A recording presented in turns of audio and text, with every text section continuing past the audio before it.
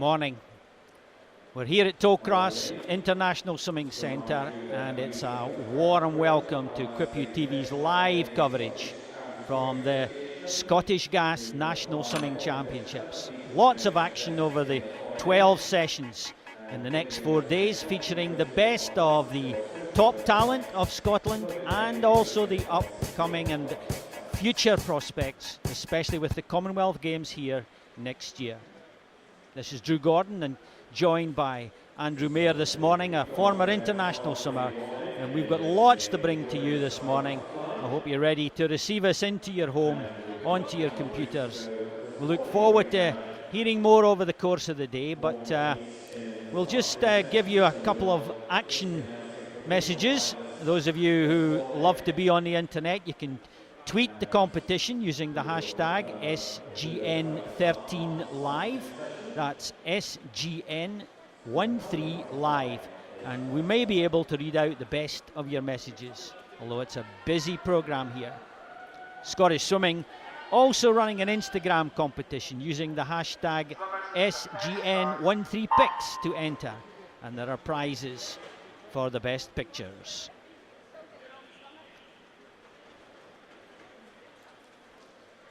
Coverage of this event is brought to you by Scottish Swimming and Scottish Gas, and we're grateful to the commercial partners who sponsor our sport. The first event up is the women's 100 butterfly.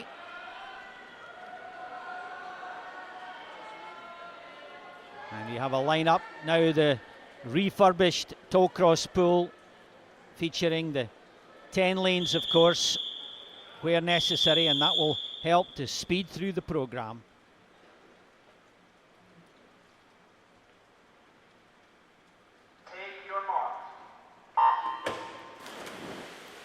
So the lane furthest away, lane 2, lane 9 nearest us, and the first lane, of course, is always lane 1. So we have Regan Doig, Perth City, Ilse Beck, South Aberdeen. Erin Robertson leads this with a 108.93 in lane 4.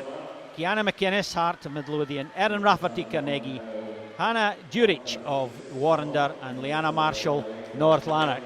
2 lengths of the pool, one of the tough events of the programme, but one of your favourites, of course, the 100 fly.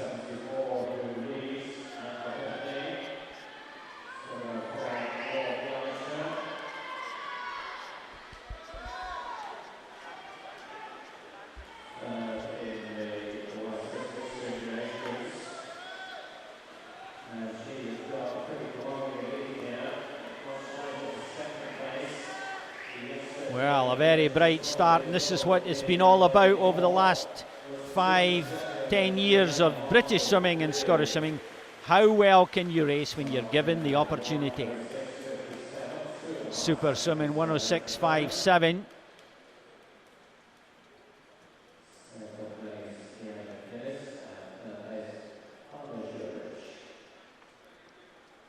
So 106.57 followed by 9s and 10s in the first heat, just outside their entry time, so it's maybe just a little bit rusty, a little bit slow on the first morning of the championships.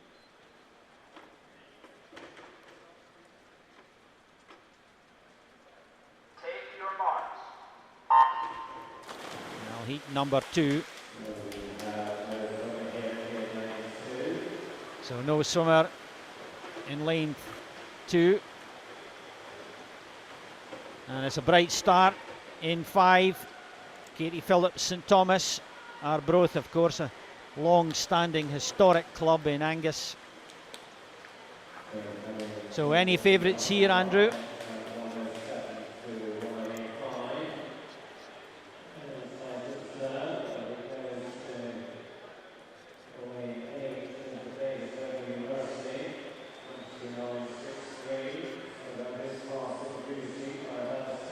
Guisa Monal then out in lane 8. So Davis really coming home now, bringing it in, really working hard. This is the tough bit of the race, the last 5. You can see even taking a breath near the pads there. We don't want the swimmer to be doing that if possible. And heat number 2 completed. We're now down to a 104.85, a much, much brighter start for this 100 fly for women.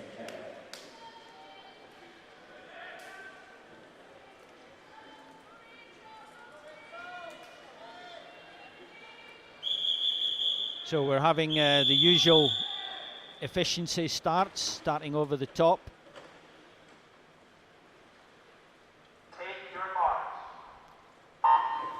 Again in heat number 4, no swimmer in lane 3. And in lane 4, the faster of these 8 swimmers from Ogaya and Bearsden, Lauren Averill, out very bright in that yellow cap.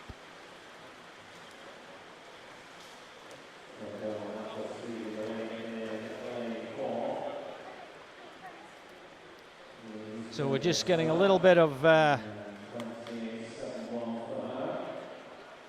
mixture here in terms of the concert between the program and the board. Now coming through, really strong Matos. He's slowly digging in here. Now getting to this last 10 metres. How hard is that, Andrew, that last 10?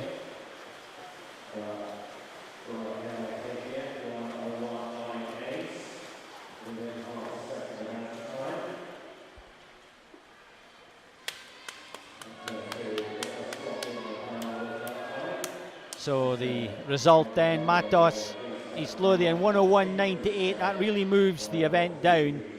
Bunching on the 3s and 4s in the 2nd and 3rd place, and then it's right out to Emily Grant from Coast at 109.2 in that heat.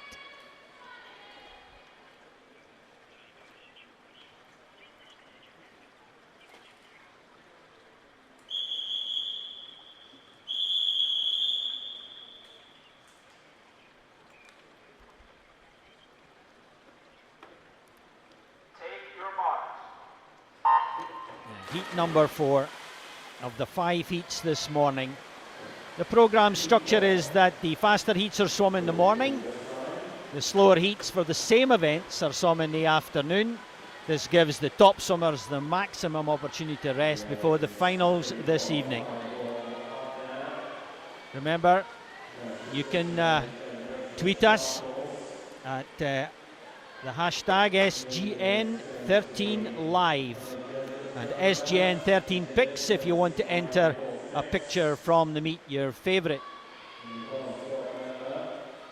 So now we're starting to get some racing here, Andrew.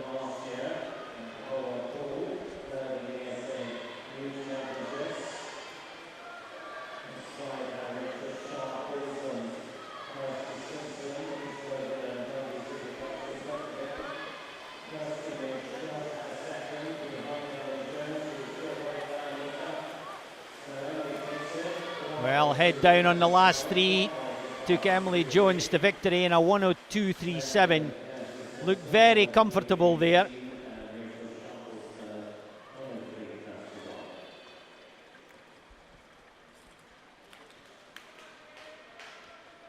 So Jones 102.37. 3 swimmers on the 103 mark, so fingernails biting, maybe an outside swim in the final. We come to the final heat.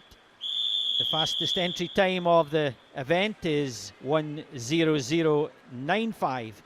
Laura Dawson swimming in lane 4.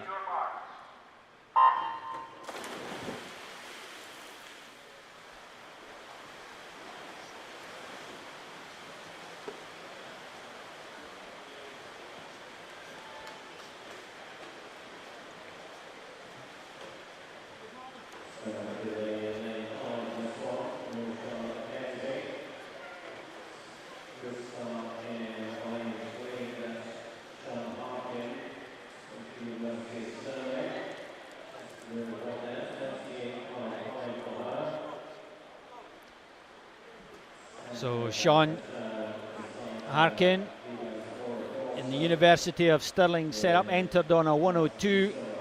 Now, depending on the conditioning in the background, she should bring that home a little bit better. But you can just see that long, rangy stroke. The orange cap, Sian Harkin, really stroking past the early leader. Very comfortable at 62.38, but well, long way away from the entries in this early morning swim, as usual.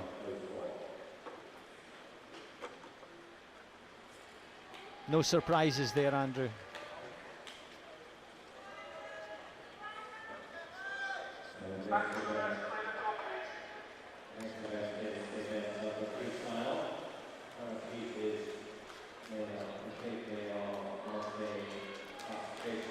Yeah, it's been one of the problems facing British swimming against some of the other country programs where, you know, they have to get up and race every single time. If you take the American collegiate program, for example, you know, you just do not have an easy swim. You're swimming for the team, you need the points, and it's race, race, race, race.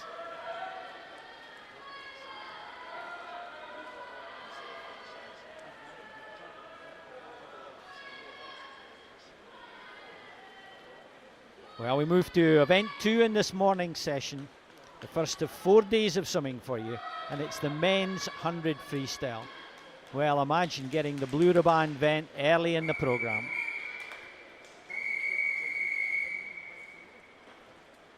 Heat number 1, it's a full house.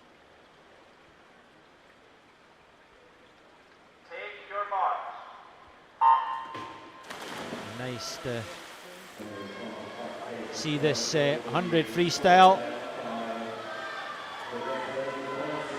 In the mixture of categories, fastest entry time in this group, Stefan Hagen from the famous Carnegie Club.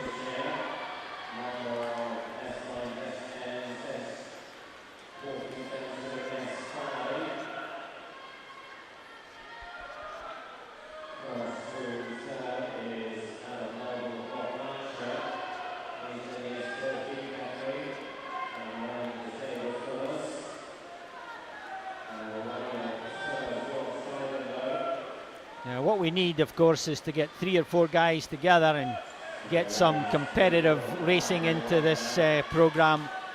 Need some excitement. The atmosphere a little bit quiet, of course. It's not a full arena, and so they have to make their own attitude in that pool. The winner just taking the touch, Dalglish in a 101.49.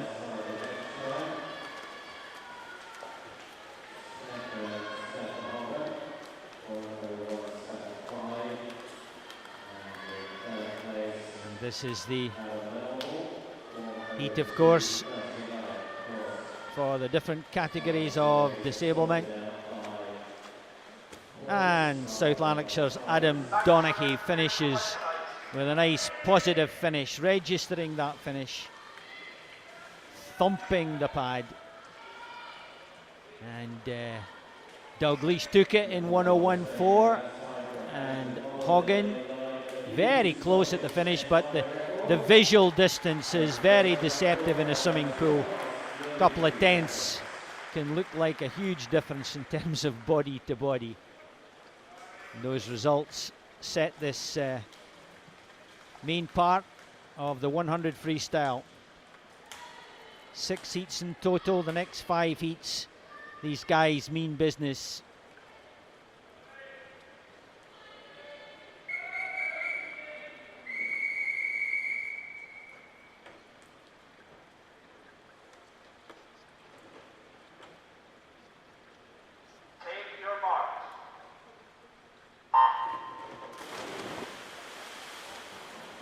So in his category, Mullen does the Scottish record in the heat number 1. Now you can see that in the 100 freestyle, that event, which all swimmers are capable of doing, we're right into a very, very strong lineup across the pool.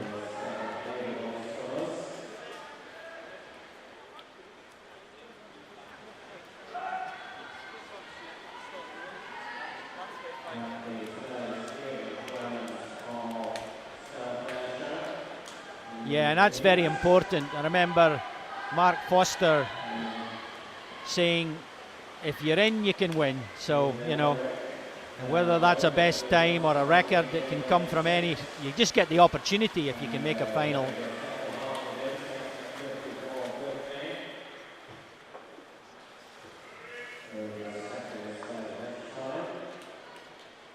.54.5 then. Elric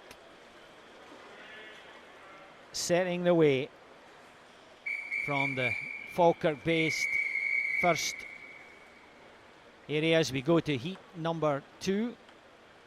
All swimmers reporting this morning in heat 2.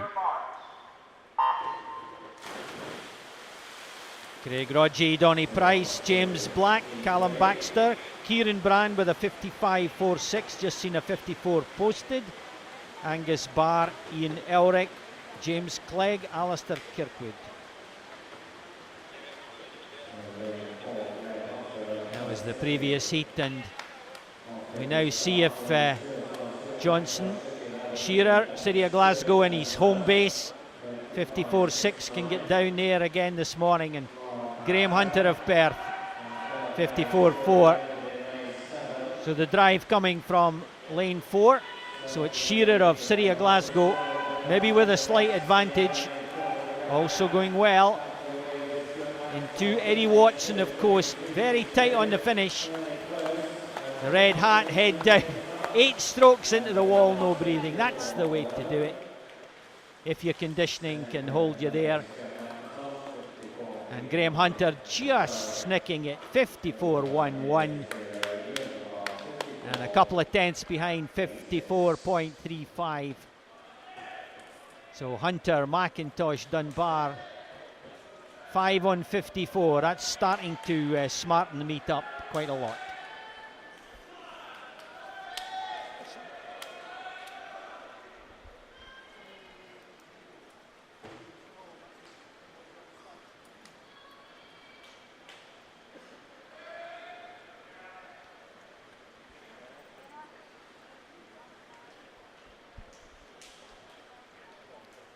So a little delay at the end, just checking everything.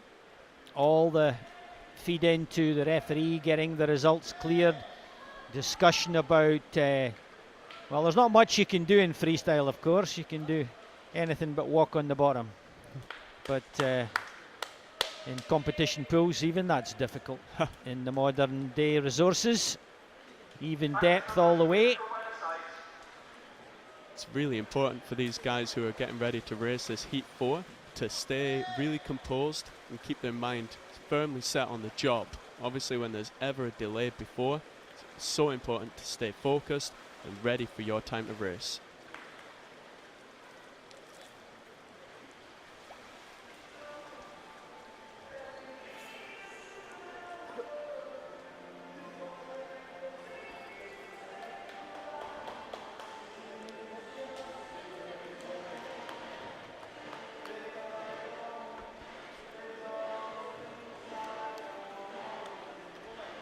So the next heat being asked to stand down while the referee checks the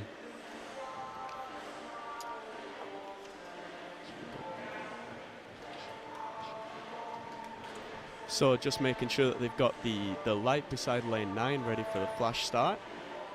So it's really, really important that we make sure that everybody gets the best opportunity to get away from that start. Summers looking around, some are sitting down, resting, focusing. Just that little delay can just, if you're not ready for it, if you're not prepared, if your coach hasn't talked about this kind of thing, then it can put you off your, well, your one chance to make it through to the final.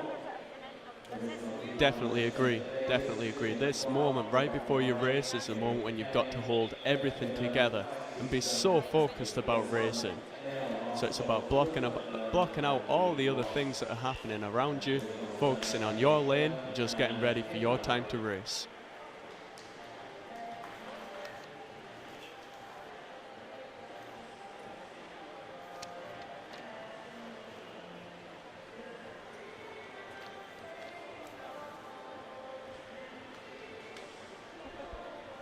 So the referee going round and checking the swimmers and also explaining the check on the time pad in lane 9. Often can be confusing with a 10 lane pool. Lane 0 across to lane 9. The centre lanes are bounded in gold coloured anti-turb devices, just to let you know that that's where the faster times come in the seeded heats. And this is the first of the seeded heats, of course. Complicated to understand verbally. Nice if you have a piece of paper. Fastest swimmer will go into lane 4. If you just take an ordinary 8-lane pool, 4-5, 6-3, 2-1-7-8, so that you have the fastest swimmer in lane 4. The slowest swimmer in the 8 will go out to the outside lane, so you get an arrowhead formation usually if they swim to form. 10-lane pool, it's the same process, left and right to allocate the swimmers from the rankings of the times. And in the heats, the last 3 heats of an event, the last top 24 swimmers in an 8-lane pool, on this case it might be top 30 from the entry times, they are seeded, and that keeps the swimmers away from each other in the heats and hopefully brings them together for the final. Just building that climax that you want in any competition. Definitely, and it's so important for these guys who are racing out this morning to really post fast times. They're going to want to take those centre lanes when we come back to race tonight. They're going to want to set themselves up so they've got the best possible opportunity to race fast and be right in the mix. So hard to swim and know what's going on when you're in those outside lanes. Not saying that it can't be done. We've seen many a race won from those outside lanes, but ideally, if you can, you want to be in the centre and away from the walls, because it's the walls that's going to give you some big waves kicking off. So if you can stay in the centre, it gives you a little bit of cleaner water to swim in.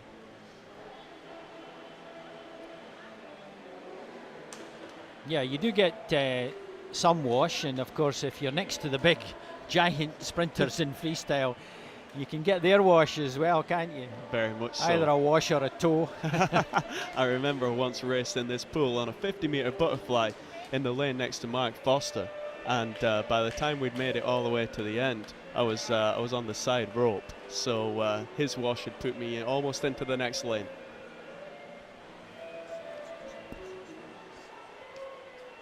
So outside lanes, yeah, Olympic medals have been won from there. And everything now in order, and the swimmers call to the blocks. That long whistle, of course, bring to the blocks. Take your marks. The take your mark command, and then the electronic signal. Very different. One, you've got to use your ears at the start. So, first of the seeded heats, Matthew Parks, Edinburgh University, in with a 51.36 in lane 4, but it's a very strong start by Jack Thorpe, his teammate from Edinburgh University, through in 24.4. That's going to be, that's a great way to set your stall out, but it's going to be so tough to bring it home. He's doing such a great job in this third part of the race, though, so hopefully he can hold it together for the final stages. Looking strong, nice balance on the swim, very slight turn of the head. Now let's see what the finish is like. Is he going to ease up? He's driving the same all the way through.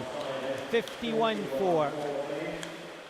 That could be a personal best time there for Jack Thorpe. 51.40 in on a 51.67. But often you can't tell. The entry time has got to be done within a particular period, and sometimes from certain meets. Well, they're maybe trying to catch up a little bit. Results not on for long, but 51.4 leading the way. Take your marks. Okay, second from last then. Kieran McGuckin, Edinburgh University, on a 50 point. I'm sure he'd love to go under that 50 mark. Daniel Scott City of Glasgow, 51.6 to his left, and Suleiman Butt, one of the young talented young Scottish swimmers from Aberdeen, on a 51.9 in here for the charge at the finals this evening. So slightly slower out there, Drew, at the turn, so it's going to be interesting to see how they come home on this part now. So important to really push hard in this second part of the race to ensure that you get a lane for tonight's racing.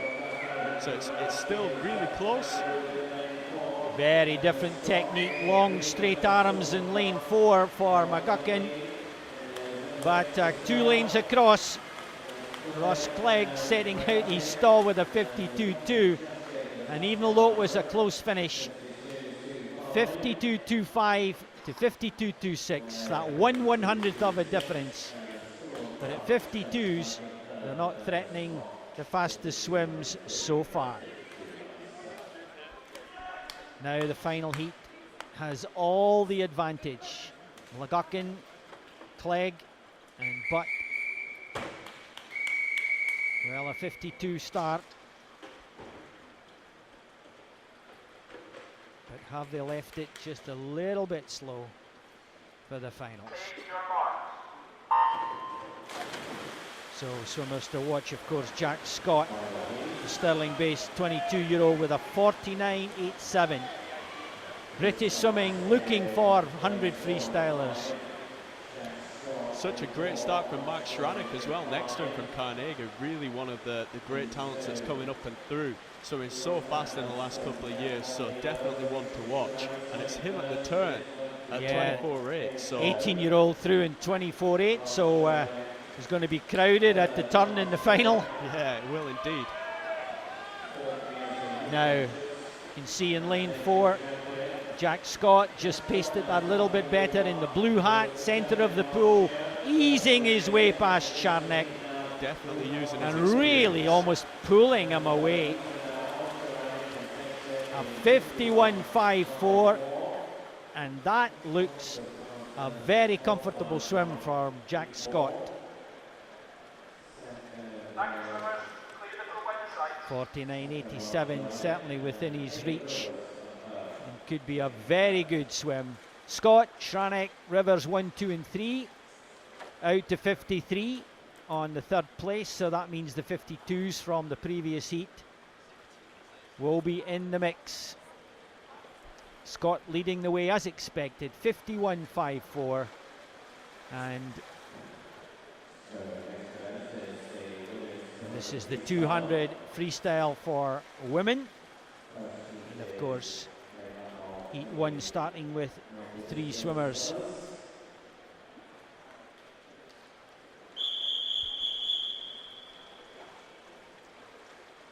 Three swimmers on the blocks.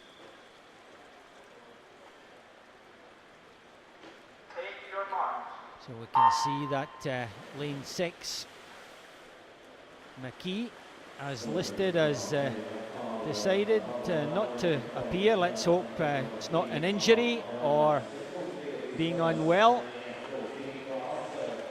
This is 200 freestyle, 4 lengths of the pool, and it's all about pacing. It is a sprint event in today's modern program, but you really need to control the pace and the strategy just that little bit on the 200.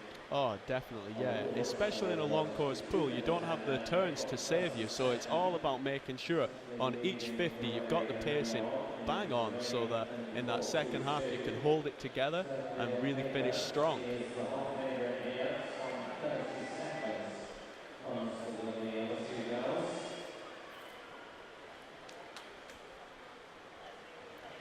So a big difference in the talent, of course, and the category of the disabled swimmers. And here, Regan Doig of Perth City, a 15-year-old, entered on 2:23. Now let's just watch the split. So through in 1:11. Well, unless she's in excellent condition, she's going to struggle to get the 2:23. Good race for second place, McFarlane. McKee is here, just moved in a lane. That was good of them, not leaving a blank lane this morning.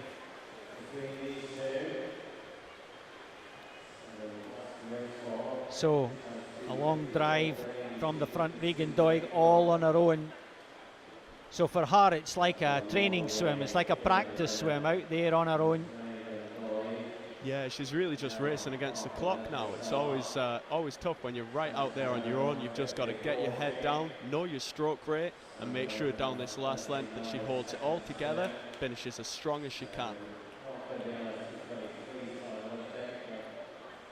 Well, it's a strong-looking swim, easily balanced. But there's just not the power there, of course. And drifting across the lane, left-hand side to right-hand side, digging in hard, and as expected, out to 2:28 this morning. Maybe a little disappointment from her entry time, which I'm sure is her best at 2:23. So the Perth City swimmer well home in 2:28. And it's a tired looking April McKee, 2:55. But it's just 3 seconds outside her best on the 200. And there you are, 2:28, different categories, 2:55, out to 3 minutes for Amy McFarlane of Motherwell. But, well, all doing their best at that particular moment in time.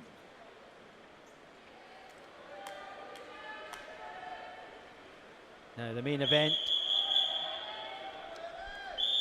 women's 200 freestyle. Again, 5 heats, the last 3 seeded. First heat ready to go.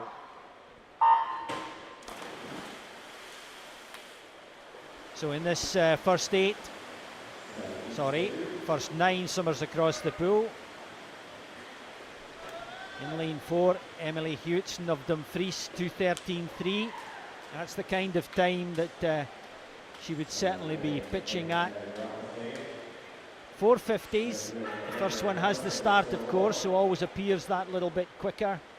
You've got 2 building blocks in the middle, the engine room of the 200, but you've got to leave something for a sprint finish, just in case you're involved in a very close final. The hard part of the race, for me, is always the third quarter of any distance, any event, any discipline. That third quarter can be a telling, both physiological and psychological part of the race. And the 200, I think, starts to expose that to some of the swimmers. Oh, I couldn't agree more. I think, especially like we said earlier, in a long course pool, got to hold everything together. And on that third length, obviously still already tired from the first half of the race. You've still got another 50 after that. So that third 50 is when you've really got to focus, keep your stroke count right, and really try and get through that, ready for that final part of the race. So remember, you can get involved at hashtag SGN13Live. Tell your friends that photographs from here are on flickr.com/photos/Scottish Swimming, and the Scottish Swimming YouTube channel at scottishswimming.com index/live. Tell your friends to come and join us for the 4 days from the Tollcross International Swim Centre. A good finish there over in lane 0.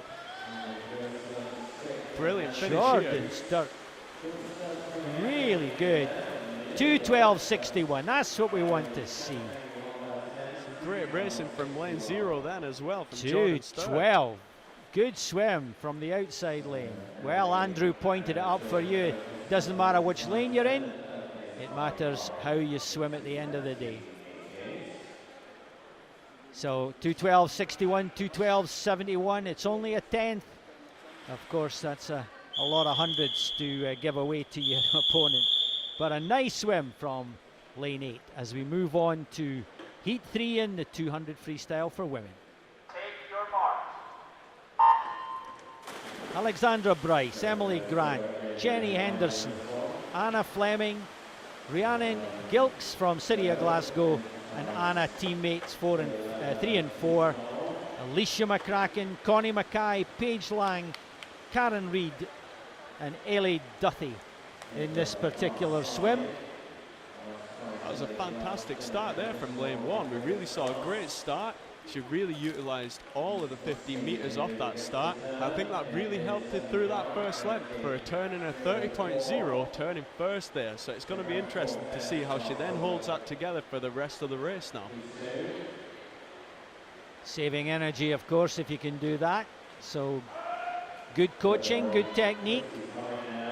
Again, building on the best in the world. The start, the underwater phase, the breakout into the swim, all counts at the end of the day. But, well, the race has picked up. Now, through in 103.44, would expect the second half to be a little bit better. In Heat 2, they went through in 63, ended up 2:12. That's a big giveaway. 9 seconds drop off. A little bit of conditioning required down there, I think, Andrew. Oh, yeah, very much so. And what we're starting to see here, we're seeing some of the outside lanes swimming very, very fast. So it's really interesting to see that those guys who are sometimes naturally out of the race are really getting involved today. So that's fantastic.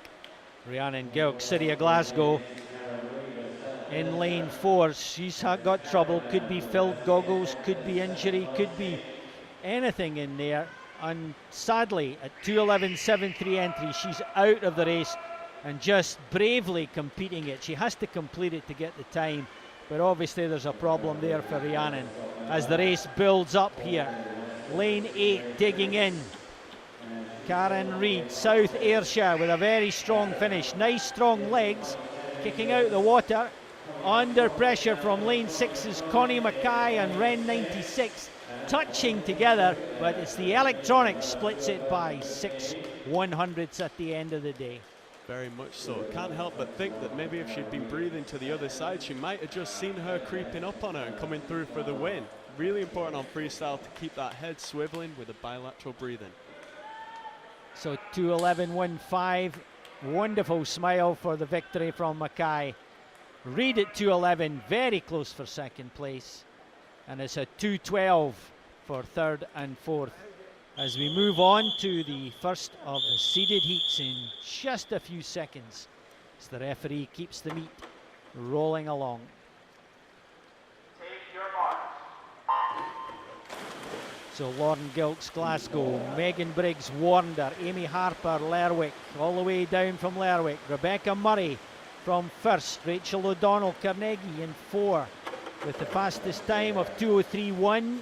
That's the third fastest overall, of course, with the seeded heats. Lucy Hope, one of the young expectant talents of the future from the Borders group. Camilla Hattersley, Glasgow, Sally Wood, Warnder, Lauren McKenzie, Elgin, and Gulsum Onal of West Lothian. A full house in the first of the seeded heats. Nothing breaking through in 29. Nice steady first 50.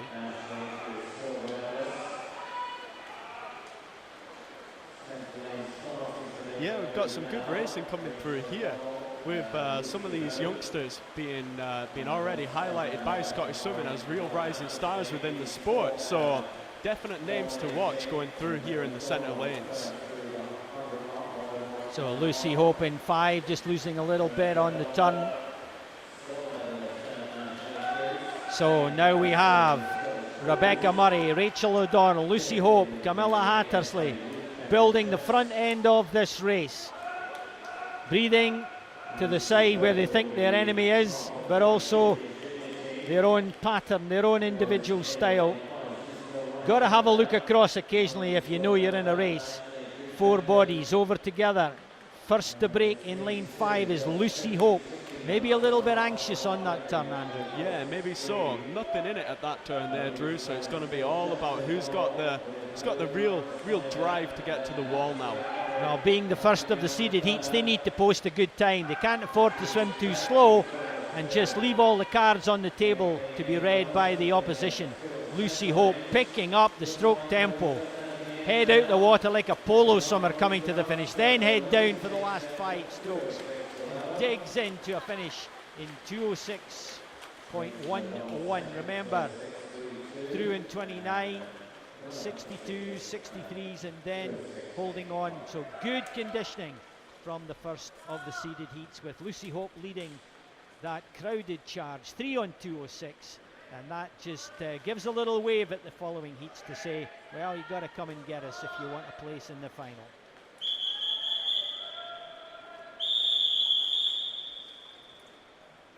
.206.1, well within the capabilities of the next 18-19 swimmers. No swimmer in 3. Katie Avramova, the Bulgarian based in Ealing, not swimming the 200. So in lane 4 then, Shan Morgan, Edinburgh University, with a slightly bouncy stroke. Arms low to the water, saving the energy on the lift. But lots of good work underneath. The arrowhead on the seeded heats. Shan Morgan then, trailing her. Gillian Clark in 5 from East Lothian. The rest of the field adrift. It looks as though Morgan's really chasing to get under that 206. Maybe know a little bit more at the halfway mark. 3 in a line for second place, then the rest of the races. Morgan takes it over in a 60 point. That's a very, very strong, positive placement for the first 100. That's a great first half. It's going to be all about holding this together for the second half now, but she's really set a stall out, and I think that she's given herself every opportunity to get a personal best now. Yeah, and she's nicely made it easy for us to work out the third 50 and how much the drop off. Going through in 60, the arithmetic is so much easier. So much easier, yeah. So the Shan Morgan 60 point goes through in 31.9. Now can she hold it? 31.9 for that third 50. You can see the arms not quite making the front of the swimmer, just a little bit wide now as she tires. The legs kicking steady at the back. That red striped hat, the head closer to the left hand side to take in that vital oxygen. Not really returning to the front, but still enough conditioning to hold the last 6 strokes in on a 204.1 and on a 202. But 204 is a nice positive swim. What we're looking for is swim fast in the heats and swim much faster in the final. Remember, you don't have semis.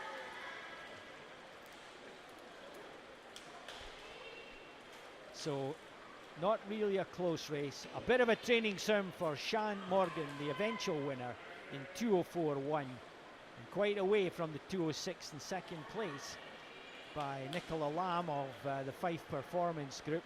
And 6 seems to be a popular number this morning as we move to the final heat of the women's 200 freestyle here at Tollcross and the National Championships.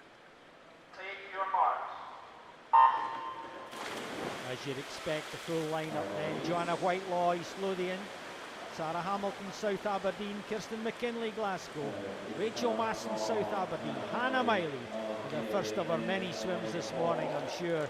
The talented Olympian, the Scottish talent, and the well-known world talent from Geary up there in the northeast in 4, entered on a 159.2. Megan Gilchrist, Jessica Christie, South Aberdeen; Caitlin Toolcoast, Laura Dawson, Newburn; Katie Stark-Warner. Get the joy of swimming in the heats with Hannah Miley. So this is a brilliant start here from lane 3, really taking the race out to Hannah. This is going to be interesting to see what happens in the second half and see if Rachel Mason can really hold on to this early speed that she's set out. Good for Hannah to get a challenge going through under the minute, 59.7. And of course, with that excellent conditioning, you'd expect her to come back with very little difference between first and second half. But that's when you're racing. Here, the stroke technique, the talent, that beautiful application. just sees her in the third 50, ease away from Rachel Masson. Sure, they've had lots of battles up there in the northeast because the South Aberdeen Summer had a great challenge, almost like a pacemaker for the first 50. Anna turning in 1:30.8. Again, just even 50s, just knowing that she can cruise into the final.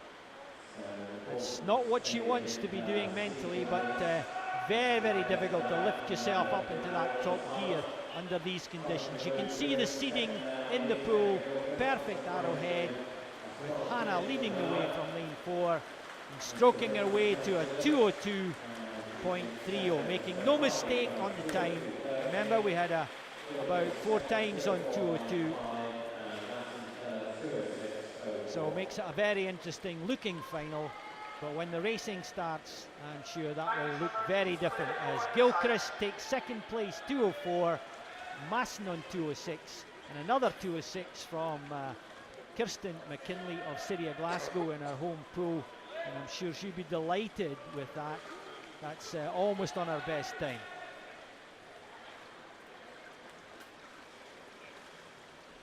So looking at the ranked times. No, we're moving straight on to the men's 200 breaststroke. Big change of pace here for the 200 breaststroke coming off the 200 freestyle. You can almost relax a little bit. In fact, in the early morning, you can go and make a cup of tea. Sorry, drink of water, that's what you need, not tea. That's right, Drew. Hydration's always the key. Yeah, and well, you can bet your bottom dollar when there's championships, the sun is blazing outside, Andrews. It's either exams or swimming competitions. That's right. That the is weather right. makes you jealous and hard inside this lovely arena. The sun glistening through the glass rooftop centre.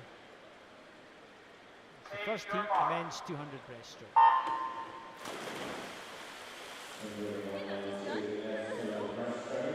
Five heats this morning.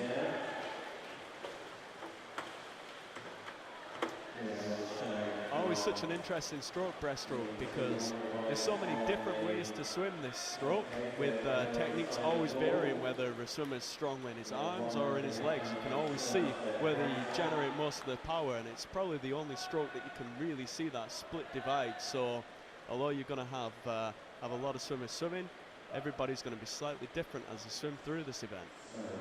Yeah, the technique required allows that individual interpretation, and over the years, of course, it's gone from very balanced to very powerful legs and flat strokes to high lifts and a very, very powerful stroke, of course, witnessed by the great, now great Michael Jemison and Daniel Hjorte in that Olympic final last year.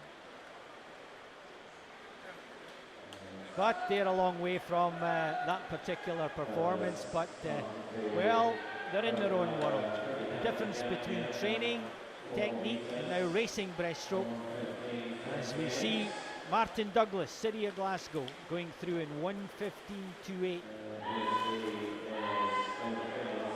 in this first heat. Entries are on 240s, 243s, out to 248s. So a chance just to see some of the cream at the top. It's a very deep cream, of course. Making the national championships is the first target.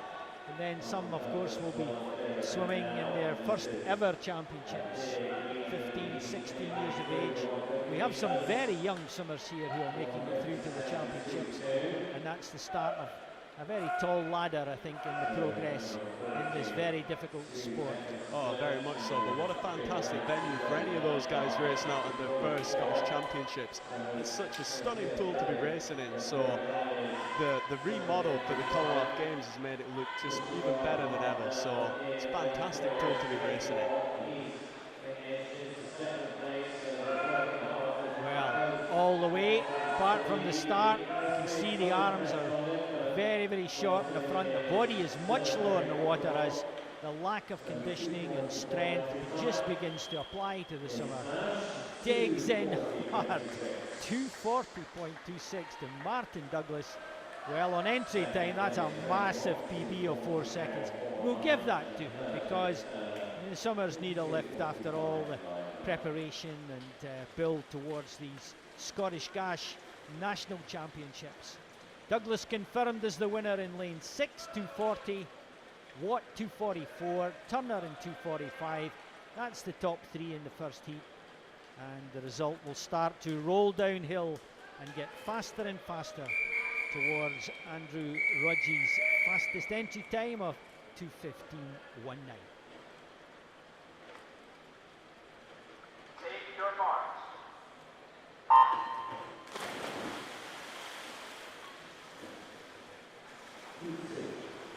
So we have Billy Davis, Vincent Johatis, Ewan Dalglish, Benedict Tortolano. Finlay Deans, of course, is 2:39.68, leading these 8 summers. But we'll see how the race pans out. Struan Stewart is Lothian, Joseph Miley of Geary, one of the Miley clan, or Team Miley as Hannah likes to call them. Martin McInnes, City of Glasgow, Benjamin Bowman, Mulgai and Bearsden, and Scott Griffin, South Aberdeen. So across the pool, again, just a chance to see the different application of all the physics involved in the water medium and breaststroke. The most difficult stroke to try and hold form. It's powerful enough in the medley and the butterfly, but here 200 breaststroke, it's a really, really hard event. Very tough on the legs. Very much so, but we're seeing a great first half here.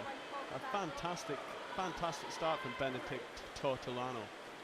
And he's turned in a great time, a 1:14.1. Really stretching his hands out. You can see he's really driving forwards, really trying to force his stroke forwards. So it's going to be all about finishing this third 15, really getting onto the wall well for the turn, and then bringing it home as best he can. Well, 3 swimmers in 5, 6 and 7 having a little private battle in this second heat, and that's good for them. It's good racing for them. Tortolano, a little bit adrift of the racing, but he'll know he's in the lead, and that can always give you a lift when you turn and you just check very quickly. The head going to the opposite side, and if anybody's got a little bit of energy left, well, they're going to come. Tortolano starting to swim a little bit short for me, the Warrender boy and the famous red and white colours of that ancient historic club in Edinburgh. Just now beginning to get caught in the last 20 here. Yeah, you could see that they really struggled off that last turn. Everybody was coming up just over 5 metres, so not really using the turn as best as it could. But he's hanging on. You'll see them out the corner of the eye. Great race in 5 and 6 between Struan Stewart and Joseph Miley. Tortolano holds on, 2:37.4. Again, a better than entry time. You can't ask for anything else. Let's hope that's a long course PB for the 16-year-old from Warner. Definitely a talent to build in the future. Bit of conditioning, bit of strength here. Through the 15, Tortolano's 37 leads the way. 2:39's very close. Only 8/100 splitting that second and third place. And that's the lead times in the event so far. The men's 200 breaststroke.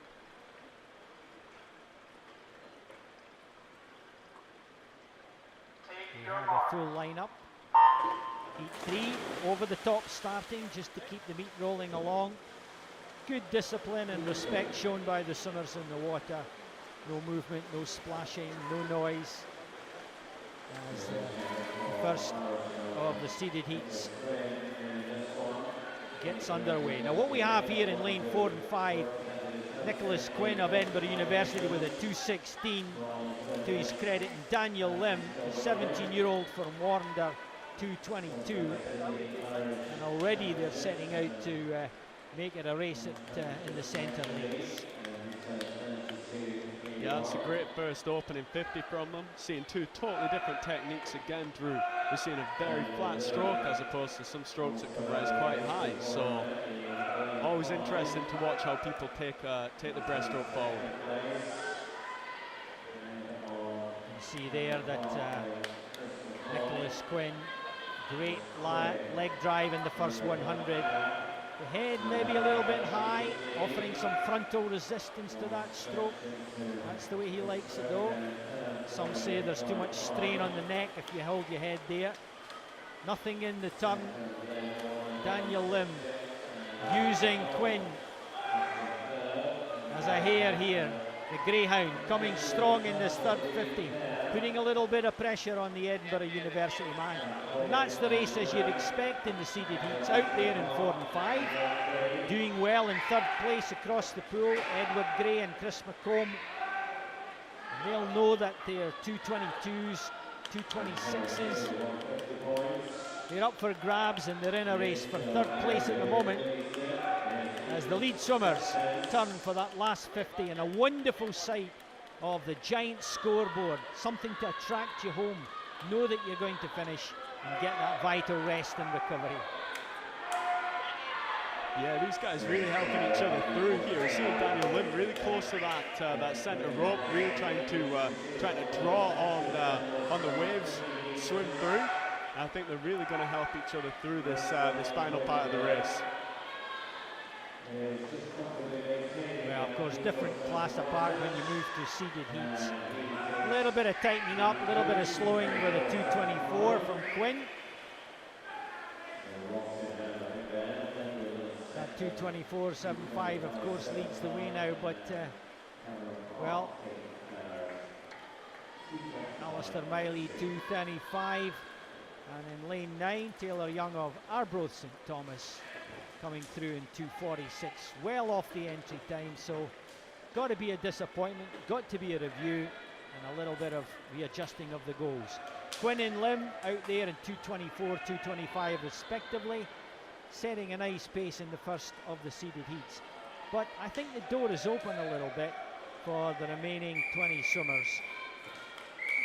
Take a chance, get into the final fourth heat of the 5 main heats in the 200 breast. Take your marks.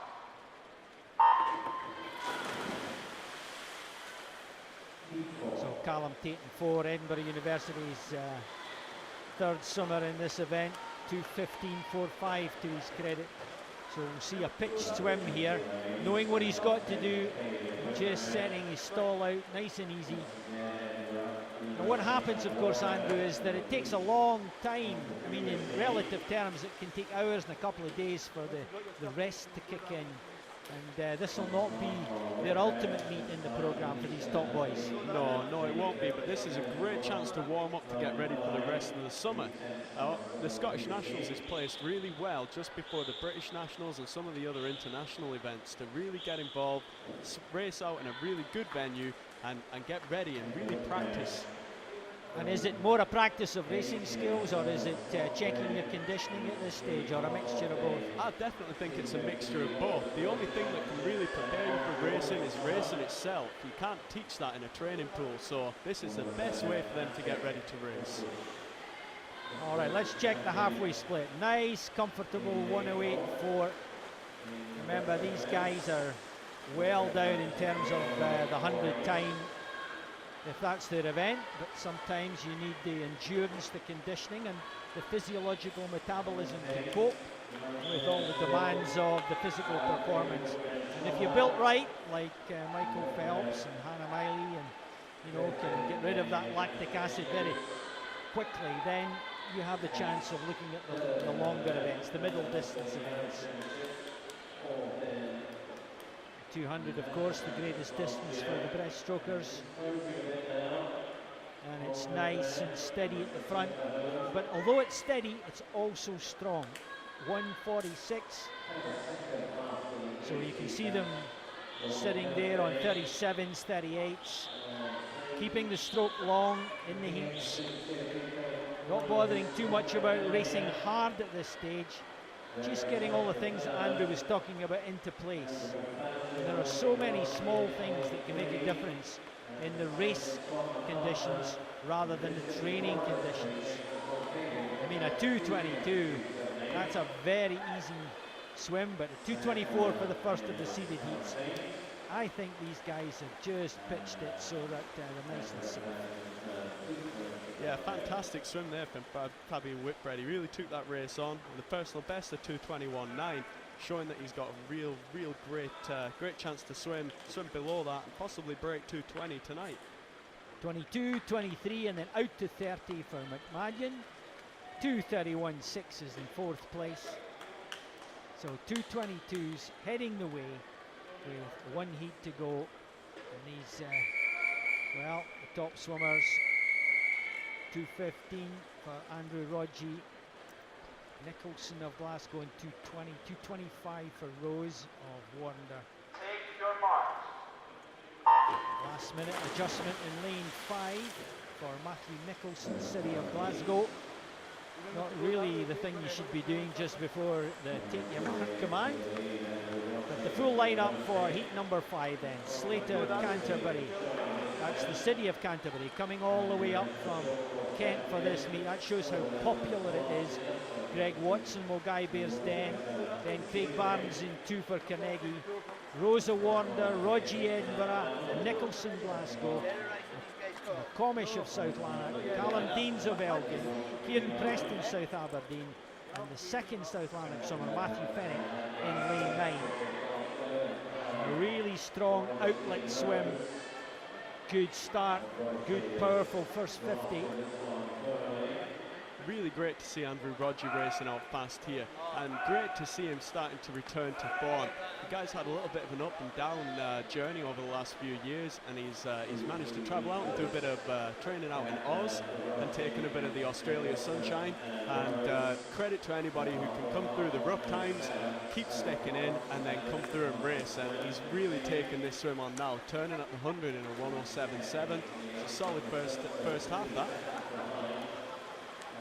Yeah, again, he's the psychological advantage. The giant scoreboard shows the summers of the times of the previous heats, and that just gives you a little bit edge, especially if you've got a bit of space between your best at 2:15 and the times coming in at 2:22. You know that within that 7 seconds, you have every chance of just putting in a nice strong time and being in that vital centre lane for the final. Yeah, that's going to be key. As he turns into this last 50 now, he's looking really strong, and for him to drive home, he's almost swimming it all on his own now. And obviously with breaststroke as breathing to the front, he is really out on his own now. He won't be able to see anybody else around him, so it's all about him and the clock now too. Yeah, you can see the stroke shortening though, Andrew. You can see the back half's dropping, the hips have gone, the length of the kick has shortened. He's still working hard at the front. Good strong arm pull from Andrew Rodgie. Leads the way. Nice looking finish in 5. Matthew Nicholson, but 2:24.9. Maybe not quite as fast as he hoped. He went 38 for a 1:45 at the 3/4 mark, but well, wasn't really able to pick it up in the last 50, or a deliberate decision. We'll never know unless we talk to Andrew. So just waiting on the results being cleared. Rodgie 2:24.9, and they're checking that board. Doesn't want to leave the lane.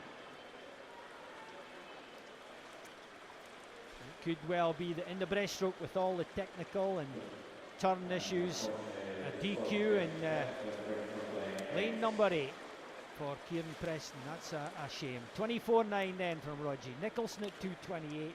Rose at 2:29. And there's the lineup for the final. A chance to see where that 2:24 gets him. Nicholson at 2:28. Not in the race there, but you can see 2:22.23 heading the way. The summary just a little bit quick, but we can assure you that the 2:22 Fabian Whitbread and Callum Tate leading the way. And top 10, McComish making it in with 2:30, so a little bit slow from the heats. I'm sure we'll see some fast times in the final, but it's not the way you would like to approach it, especially when you get semis added in there at, say, the British Championships and the World Championship trials.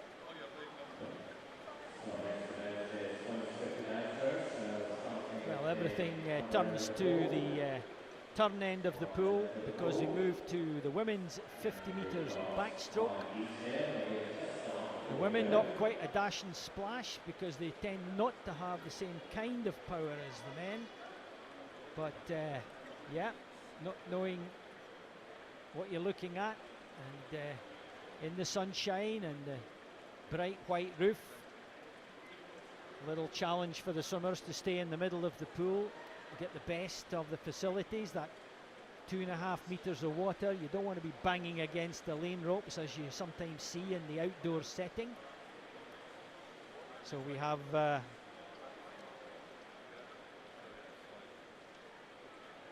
five heats again for the morning programme,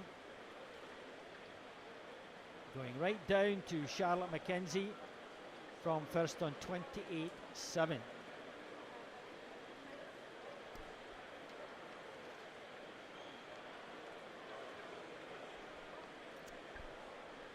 As usual, normally just a couple of minutes to wait just whilst the starters make sure that they're happy with the starting equipment, because they obviously, as Drew said, move from one end of the pool ready down to the turn end to set up that equipment and get ready for these one-length dashes.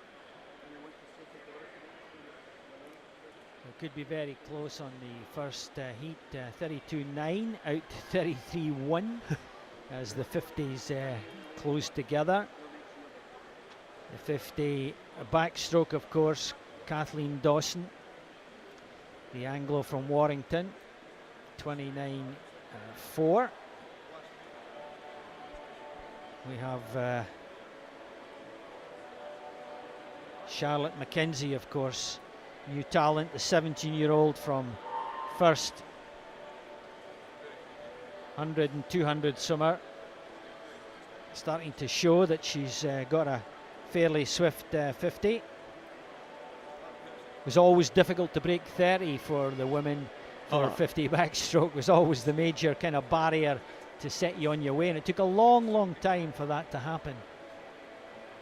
Definitely, I think that every stroke and distances have the barriers that swimmers kind of have to challenge themselves to break, and 30 point for the 50 back women's, definitely that.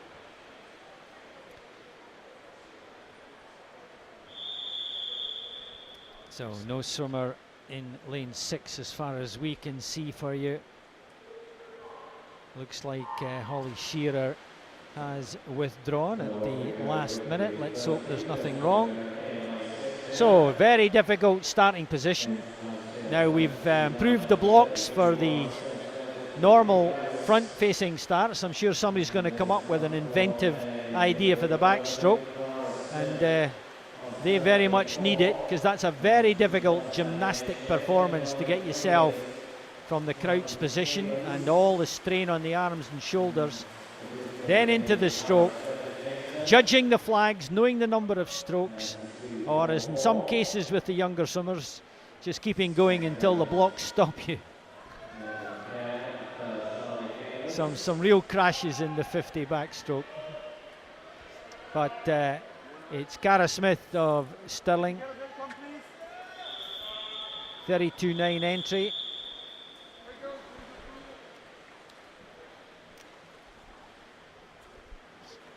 Again, we're seeing, Andrew, some late withdrawal, so just need to keep our eyes peeled here.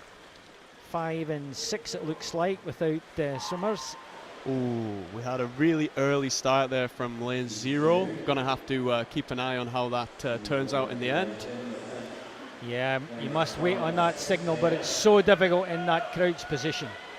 At the 25 then, lane 3, Julie Hunter of the first squad from the Falkirk and District area. Nice tempo, across there in 1. Nicole Duffy from Edinburgh University, stroke for stroke at the finish. It's all about the judgment of that last stroke. 1/100th of a second splits them in a 31.28 to the leader, Duffy taking the touch, and 31.29 for Hunter. That's how important it is to be absolutely spot on with all those little techniques. And Andrew, good spot for you, which Son Breslin of Stirling DQ'd for that early start. So important now where it's just a one-start rule to get that first start bang on. Yeah, I'm old enough to remember the days where a meet scheduled for 1.5 hours could take 2.5 quite easily with 3 attempts at a start. Glad that that went, I can assure you. Heat number 3 then of the women's 50 backstroke, starting to build with the first of the seeded heats. We have a full lineup. We'll just concentrate on the centre. Hevie of Loughborough, Kirsty Simpson of Dundee City, Lucy Hope of Best coming in for her second event this morning, and Megan Briggs of Warrender in the centre of the pool. That's where the action will be. 25 to go. Really, really great stroke rate of the arms here. You've got to make sure that we're really cycling the arms well on our backstroke. These girls really getting involved. Centre lanes looking here, looking really strong into the last 5 now. Clock ticking down, 30.3.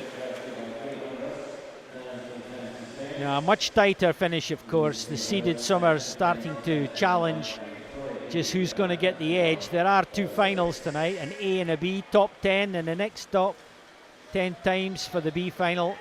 Simpson, 30.36, 3/100ths on that finish, and a little bit of adjustment required from second place.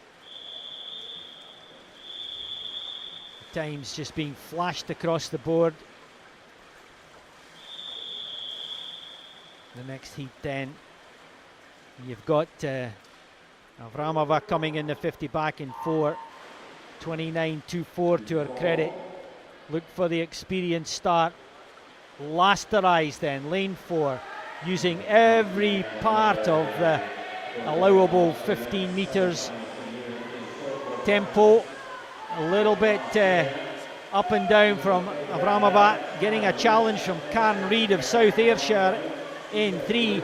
Karen Reid doing well to challenge the Bulgarian, stroke for stroke, but it looks like the Ealing Summer judging the finish just a little bit better, 30.06. And there you can see the experienced Summer there, still a challenge to get under that 30-second barrier. 6/100ths off the mark. Reid in second place with a 30.2. She has a 30.08 to her credit as the Summers clear the pool quickly because the next heat ready to go. Hotting up in the 50 with the final heat. The top entry, Charlotte McKenzie of first, Kathleen Dawson of Warrington on her left in lane 5. A little bit slow start in terms of tempo, Andrew. Yeah, it seems that way, and especially when we've seen already that it's hundredths of a second that is splitting these girls. It's really important to nail the start. Well, McKenzie just edging it, 10 metres to go. The rest of the field in a line apart from Kathleen Dawson, giving her the challenge. A little bit nervy finish, but the first Summer in 29.77. Showing that she's ready to go that little bit faster. 28.7 entry time, 29.7. That's a long way to go in a 50 backstroke, folks. But a good swim, 29.7, easily leading the way. Crowding, 5 on 30, then the 31s, 32s getting the outside lane in the final. And we stay with the 50s. You see the power Summers coming. The men's 50 butterfly, 5 heats up for grabs. Now they're easily under the 30. First barrier probably round about the 26.5, 27.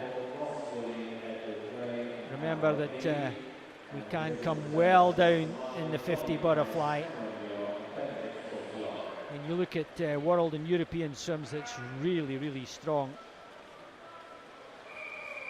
24.05 to Todd Cooper for the Scottish record as heat number 1 readies.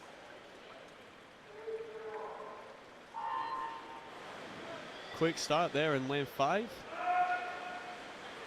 Good reaction time, 0.62, best in the field, but can he convert that little edge?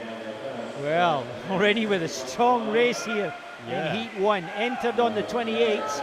You'd expect him to crowd stroke for stroke. 6 swimmers across the pool, head down for the last 3 or 4 strokes.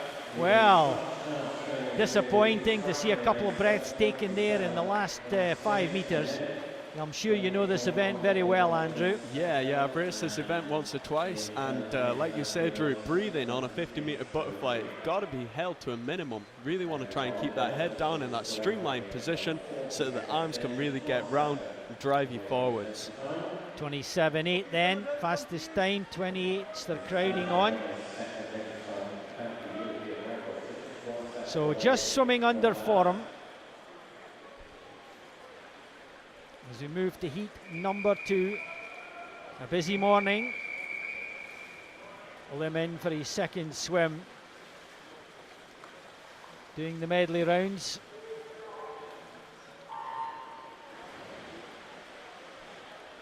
And the fastest time in this group, swimming around the 27:28 mark. Lane 4, Cameron Finlayson, Hart of Midlothian. A strong start from lanes 1 and 2. But again, 50 butterfly in these youngsters. You know, some of them are still teenagers, 16, 15, driving in. Good looking swim over there in lane 0 from Daniel Lim. But he takes second place, the time going in 27.57. And that was Finlayson, Cameron Finlayson, the favourite from the way the heats are panned in. So the 50s, keeping the morning fresh before medley and the 1500. So it's a chance for those sprinters. Sometimes when the 50 is well back in the programme, the swimmers stiffen up and they can't get to the warm-up facility. Here, on this occasion, we're not using the main 50-metre pool, second 50-metre pool as a warm-up facility. There is water available to the swimmers, but it's not the best if you like to have a little warm-up. Yeah, and I totally agree. I think that, like you said, a lot of the swimmers are already onto their second swim, having already raced out in the 100 free. I think that's going to set them really well for this 50. They're going to be nice and warmed up, already had a good sprint. They'll be ready to go for this now. Well, again, a slight delay for the seeded, first of the seeded heats. Ewan Dunbar, the third fastest entry time, 25.25. That's starting to look swift and strong. Should get an arrowhead formation here, unless somebody decides to buck the trend and take on the opportunity that's presented. They know Dunbar's form and record, but it's a 50 and anything can happen. No swimmer in lane 2. Rory Taggart out this morning. A strong race here. Good racing. That's what we want to see at the championships in the heats. Shoulder to shoulder, not quite eyeball to eyeball. Nice finish there from Dunbar, 25.74. And at 25.25, that's a nice pipe opener for him. I'm sure that loosening off and preparing and knowing it's a final, that just clicks you onto another level. 25.74, 25.81, 25.93 then, the top 3 times. And that really is putting down a gauntlet to the remaining heats. A lot of swimmers on 25s coming into the last 2 heats. So their best times probably under a little bit of threat. Call to the blocks. A little bit slow. The fastest entry on this is the 24.7 by Jamie Graham.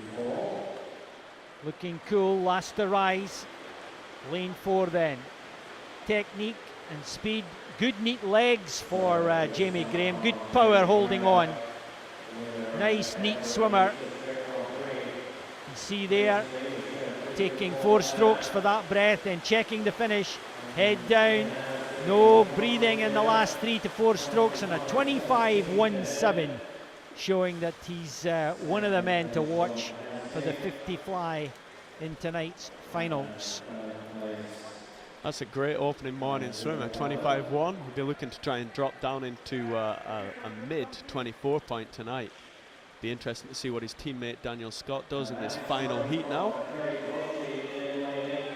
25.1, 25.6, so that makes it 5 summers on the 25s, 26s, and again, sadly, Mark Campbell of Coast DQ'd.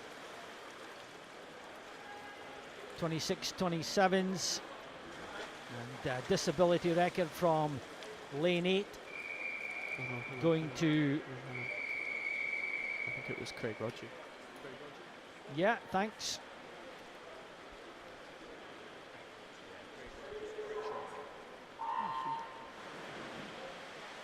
So heat 5 underway. Reaction times now down at 0.62 again for Daniel Scott, the favourite. Looking a little bit easy. It's a powerful event. It is a sprint.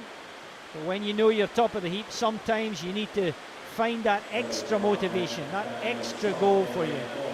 Driving in under pressure from Eamon Rivers of Perth City, but the result in no doubt 25.5, and a lot to spare with a 24.65 entry, Andrew.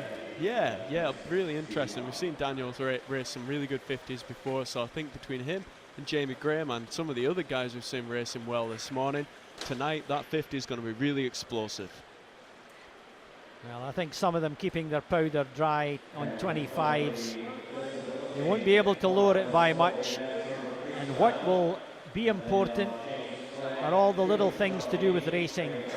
That's why you're here at the Scottish Gas Championships prior to the World Trials at the end of the month, World Championship Trials, major British Championships. Just getting all those little things, the start, how good the reactions are, how your recovery has been from training, and especially that last 5 and the judgment of the finish.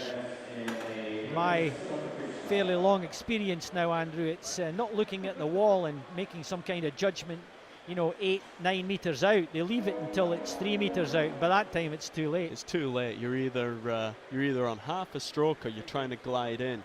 And you're quite right. I was always taught to try and make that judgment and that correction about 7 or 8 meters out. So you're starting to get onto the flags where you need to be. Yeah, because as we were saying, when you're training, it's different. Even if you're asked for 100% all-out swim, all the factors surrounding you are different from a race condition. And even although you're stroke counting, you just need to be half a stroke out on a 50. And you need to make a different decision sometimes. Definitely, yeah. And like we were mentioning earlier on, the Scottish record holder for that 24.0s by Todd Cooper, and it was actually Todd who gave me a lot of good tips on how to make sure you make those adjustments. Yeah, good point. So we're just waiting again on the pool being reorganized. And the women's 400-meter individual medley event, and of course the signature dish of Hannah Miley from Geary. And she'll be joined by her teammate, compatriot and friend Orla Adams in the 5th of the heats in the 400 IM. Remember then, for those of you who are here, Instagram and the hashtag of SGN13PIX, PIX. You can catch this and tell your friends at Scott Swim Live, or come direct to www.scottishswimming.com/index/live. It's on the Scottish Swimming YouTube channel. It's a historic moment for Scottish Swimming, not just streaming, but getting on to the main internet resource of YouTube. Fantastic. Good for QuipU TV in the technical side, and a great thank you to the partner sponsors. Scottish Gas, of course, the main sponsors, but Kellogg's, Speedo, Scottish Salmon, Holiday Inn, all in the mix there for a giant congratulations and a thank you for their sponsorship of one of the national sports and one of the healthiest and cleanest sports around. Well, the 400 IM ready. Heat number 1, of course, out at the 5.5 minute mark. That's your first challenge. 100 meters then of the butterfly, followed by the backstroke, then the breaststroke, then the freestyle. Very tough event technically, and a very hard event from the physiological and conditioning point of view. You ever do a 400 IM, Andrew? Once or twice, and it was tough enough to make sure that I stayed to the shorter distances. We talked earlier on, and especially watching the 100 fly for the girls earlier on, we noticed that in itself is a tough event to swim. So to then follow it by backstroke, breaststroke and front crawl, so important not to overcook these first 2 lengths. Yeah, it's changed over the years. I've seen people go out too hard in a butterfly, it's a definite killer. The breaststroke, with the technicality of it and coming third quarter, it really is a tough ask. But I've seen in a lot of the top swimmers that the backstroke makes a big difference. It's also a technical stroke, and of course the draw is that you rest after the 100 fly, on your back, nice easy breathing. I'll just rest a little bit. But some of the top swims in the world are coming off a very strong backstroke leg. You're right. You're so right. When you look towards the guys who have raced very fast in Britain, you're looking at Gregor Tate was always really good on his IMs, and he was one of Scotland's fastest and best backstrokers. Liam Tancock also has a great individual medley, as does James Goddard. They're all really established backstrokers. So yeah, you're right. It really backs up that point. When you go up again to the likes of Ryan Lochte and the Europeans, the backstroke is now almost equal to the breaststroke in terms of a place where you can make a difference. Yeah, definitely agree. So these girls look like they're putting together a good effort on this one so far.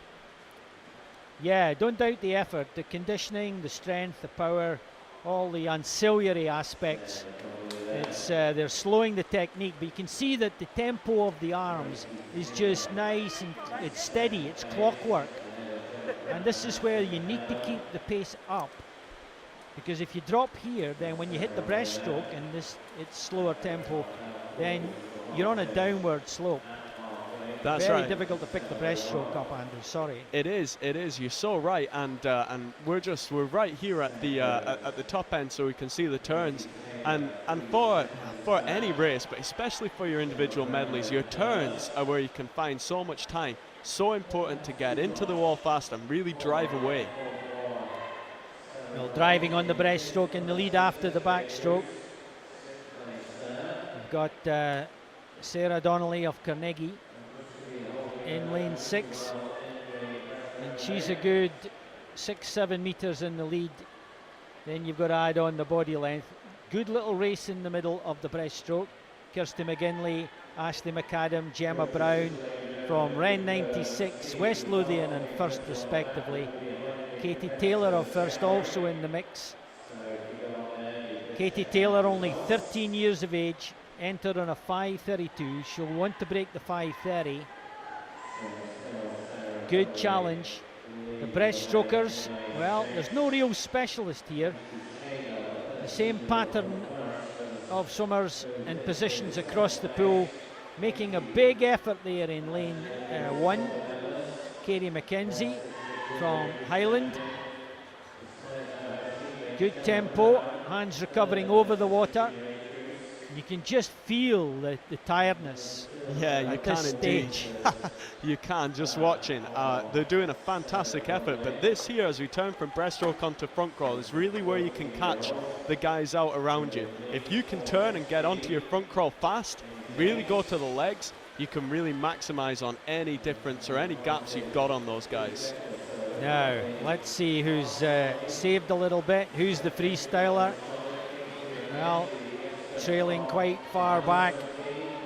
Kirsty McGinley got a long way to make up. There's nobody really picking it up. You can see that very strong leg kick there in 3 from Ashley McAdam of West Lothian. In 4, Gemma Brown just holding her position. Second place then, Katie Taylor, the 13-year-old. But first to turn with that comfortable lead, and with 50 to go, and as the breath goes in and the freestyle, such an easy stroke for the competitive swimmer, just begins to enter the body. Although the swimmers are cutting down the distance, looks as if Donnelly and 6 going to hold on. Yeah, I hope so. She's put together a great race, but the other guys are really tracking her down in the field. This is going to be a great finish now. A good challenge at the end, but well, going to hang on to the victory. Oh, very tight though. 5:31. 5:35.31, 5:35.27. It's 400s at the end of 400 metres individual medley between Taylor and Donnelly, and Taylor just nicked it there. Lane 5, a fast finish. Well, Donnelly leading all that way. Don't let that dwell, because that's a difficult acceptance you've got to make. When you lead the race, you know you're in the race, and when you review it on YouTube, you'll see just how close you were to victory in your heat.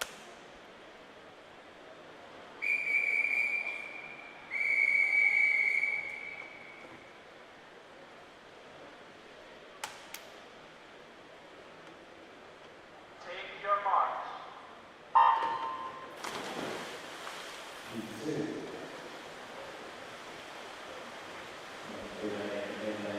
So heat 2 then, 400 IM. No summer in lane 4. A withdrawal by the 15-year-old Katie Stark from Warrender.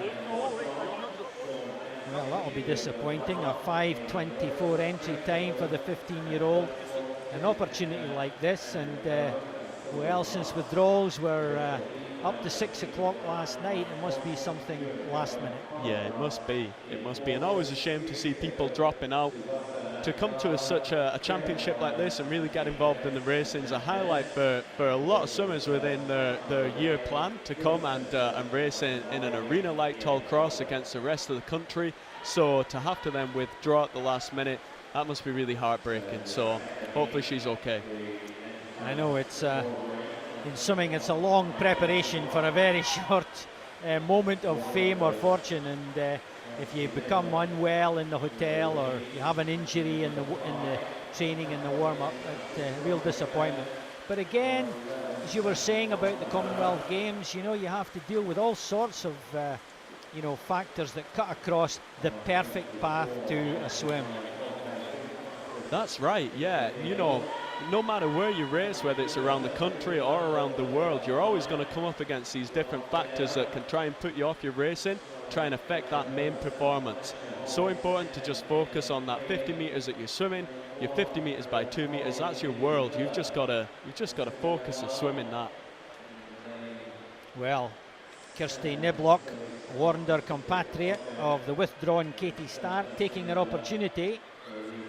Well, a very tired looking turn on the backstroke, but you know, it's a medley, so maybe you're not as talented and as able in all disciplines. That backstroke turn could do with a little bit of work. Nice tempo, a little bit of bounce in the stroke from the leader.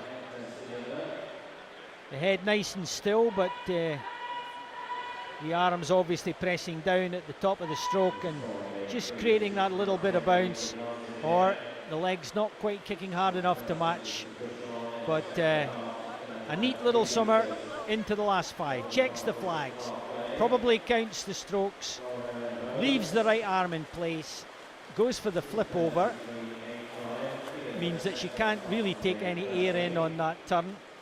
Some who do the spin turn from back to breast able to grab some air as they know they're going underwater for that breaststroke start. Although a number of the top swimmers are now just pushing off rather than expending a lot of energy and the stress of being under the water in the pull-out section. Yeah, I think that training is really important to make sure that you find what fits best for you. Don't just kind of watch the people around you and think that something might work for you. Really try it out in training and hone those skills, so when you come to race, everything's set in stone. And I think that YouTube is such a fantastic tool to use now to be able to study what the rest of the guys in the world are doing and get a good understanding of how they're putting together their turns. Great point. If you want to develop, then there are so many resources, not only on YouTube, but right down at the Scottish development level. And we talk a little bit more of that in the 1500, just how the National Association has worked wonders over the last period to put in place lots of support for their upcoming talent. And we can see that breaststroke obviously a little bit weak for Kirsty Niblock. Good fly, bouncy, aggressive, positive backstroke, but being caught. 2 lanes over Erin Holmes, South Lanark taking the breaststroke and into the freestyle. Yeah, very much so. South Lanarkshire always been able to produce some great breaststrokers of times gone by. Douglas Scott came out of South Lanarkshire, as did Corey Scott, who swam at the Commonwealth Games, and it's great to see that they're still managing to produce some great breaststrokers in that programme. Well, the race now changing configuration. Out there, lane 1, Nikki Miller, South Lanark, trying hard to catch her teammate. Niblock, early leader on the first half, just losing her way on the freestyle. Arms very low and very short, not reaching forward as she should. And coming on a charge, lane 6, Jordan Sturt of Warrender, knowing she's in the race. 5, 6 and 7. Well, driving in, Erin Holmes from South Lanarkshire.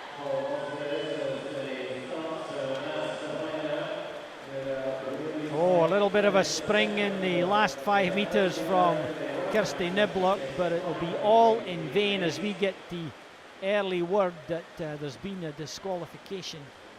We'll know more just as the race completes. And coming into lane 8 and 9, very tired looking 5:38s, 5:39s for Swanson and Murdoch. The top swim, Miller 5:27.41 and in on a 25, so just outside our best time. It is a heat swim, but there are 3 heats to come. So it's maybe an opportunity missed as we look forward. 5:23, of course, they're just holding the results to catch the disqualification.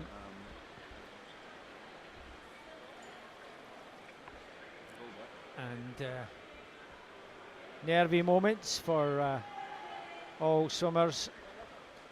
Niblock, head down, recovering, breathing heavy on the lane rope. Over the top start, of course. Warrender, well, the 23-year-old Sally Wood, I'm sure she's a role model at 4:53 for the up-and-coming Stark, Niblock and Sturt, who swam in the previous heat for Warrender.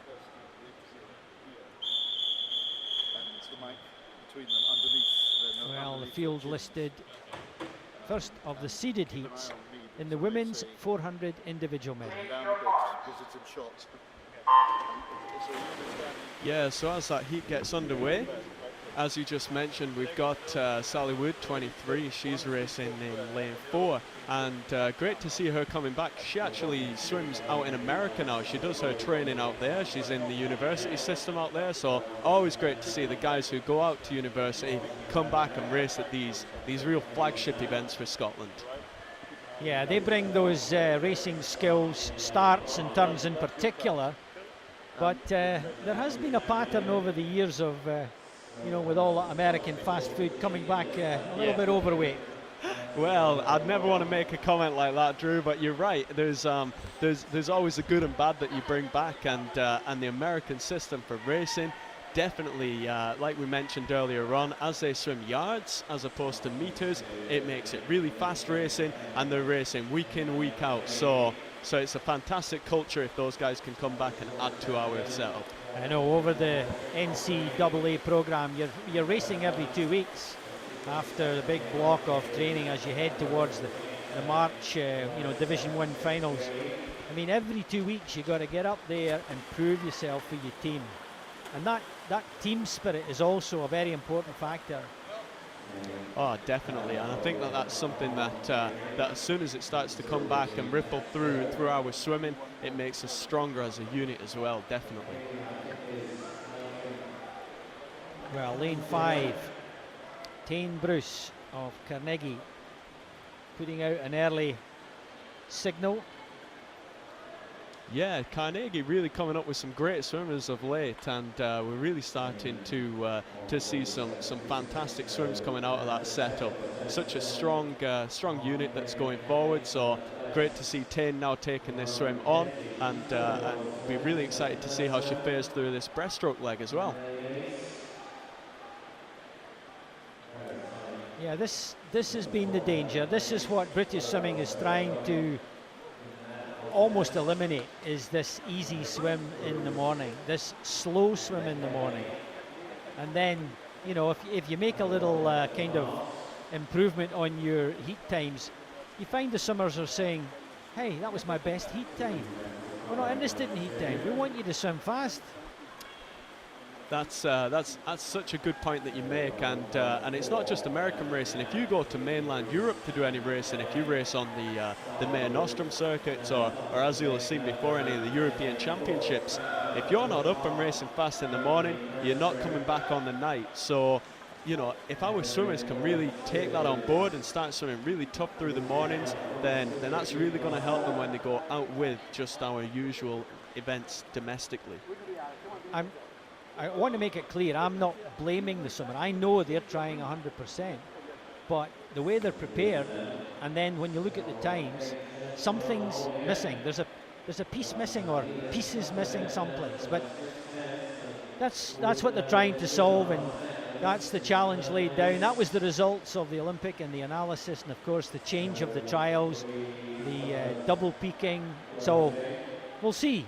We need to, you know, lift our aims and our eyes to those kind of challenges. Here we've got a nice little breaststroke battle. This is heat number 3, first of the seeded heats, and you can see that Sally Wood fed up playing second fiddle. Backstroke maybe a slightly weak part of the medley, but very strong breaststroke, using Tane Bruce definitely as a target. And we've got a race in the middle of the pool, the arrowhead formation, as you would expect from a seeded heat. You've got the yellow hat of Kieran Kelly of Stirling, the red and white of Warnder in 4, and the black hatted Tane Bruce of Carnegie. All in a line, first of the seeded heats, coming from a 4:53, a low 5:53.54 entry. And they've got the challenge, the extra challenge of making sure they swim fast enough to get one of those 10 vital places in tonight.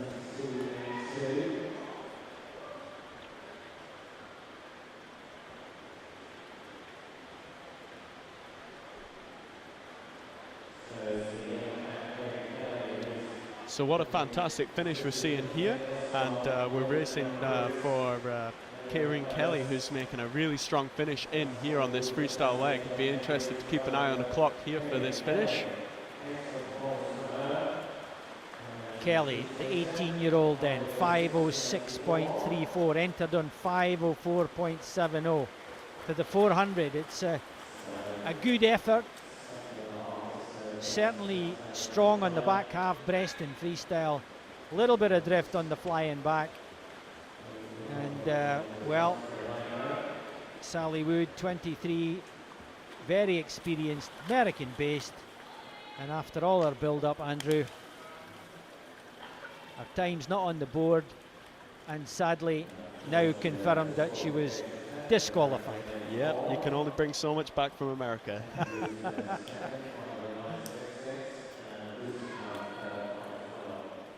Well, she'll be looking at that, and maybe an early competitive swim and a DQ out of the way. So 2 heats to go. It's a full house for heat number 4. Take your marks. India Dodd, a 15-year-old from Warner, in 0. Remember, 0 at the top of your screen is the first lane being used in the heats and finals this evening.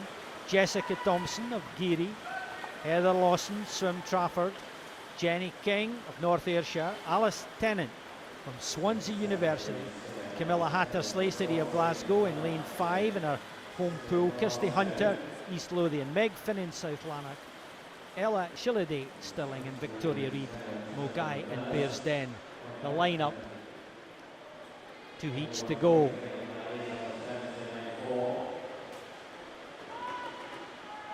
So lane 4 out there early, going well and looking quite nice on the butterfly, although not getting the length, working a little bit hard. Lane number 2, Swim Trafford's Heather Lawson. And then across the pool, 5 swimmers in a line for the sort of third bank of swimmers as the leader hits the wall in a 67.35. Jennifer King, North Ayrshire, into the backstroke.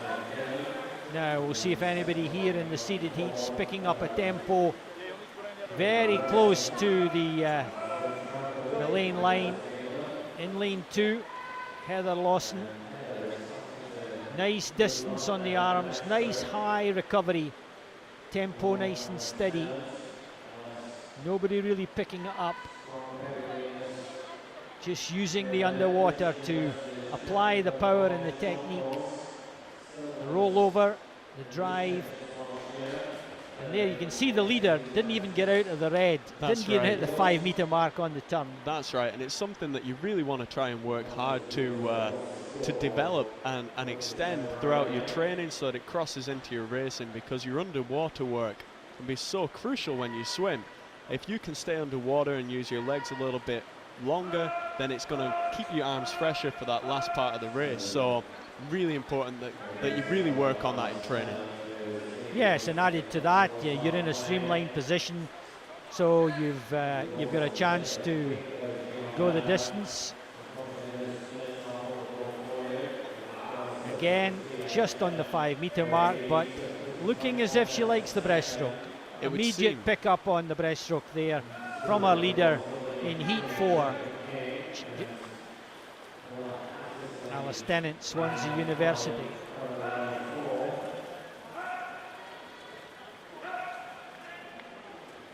Generally at this stage in the race you can see the breaststrokers, or those who just have 4 even strokes. Good power at the front, very close, not using the middle of the lane. That's a training effect, you know. You swim up the left, you swim down the left. Yeah, it's very, you're right, it's very easy to then flip back into that habit when you come to racing, but you have to be so aware of the guys that are in the lanes next to you, and obviously if they're then swimming on that same lane line, you don't want to be clashing. Alice Tennant there. First 6 strokes from the second half of the breaststroke, really powerful. She is starting to shorten a little bit of tiredness building in. Lane 5, Camilla Hattersley, City of Glasgow, able to see her and use her as a target. So, driving in. now the relief, the delight of moving on to the freestyle.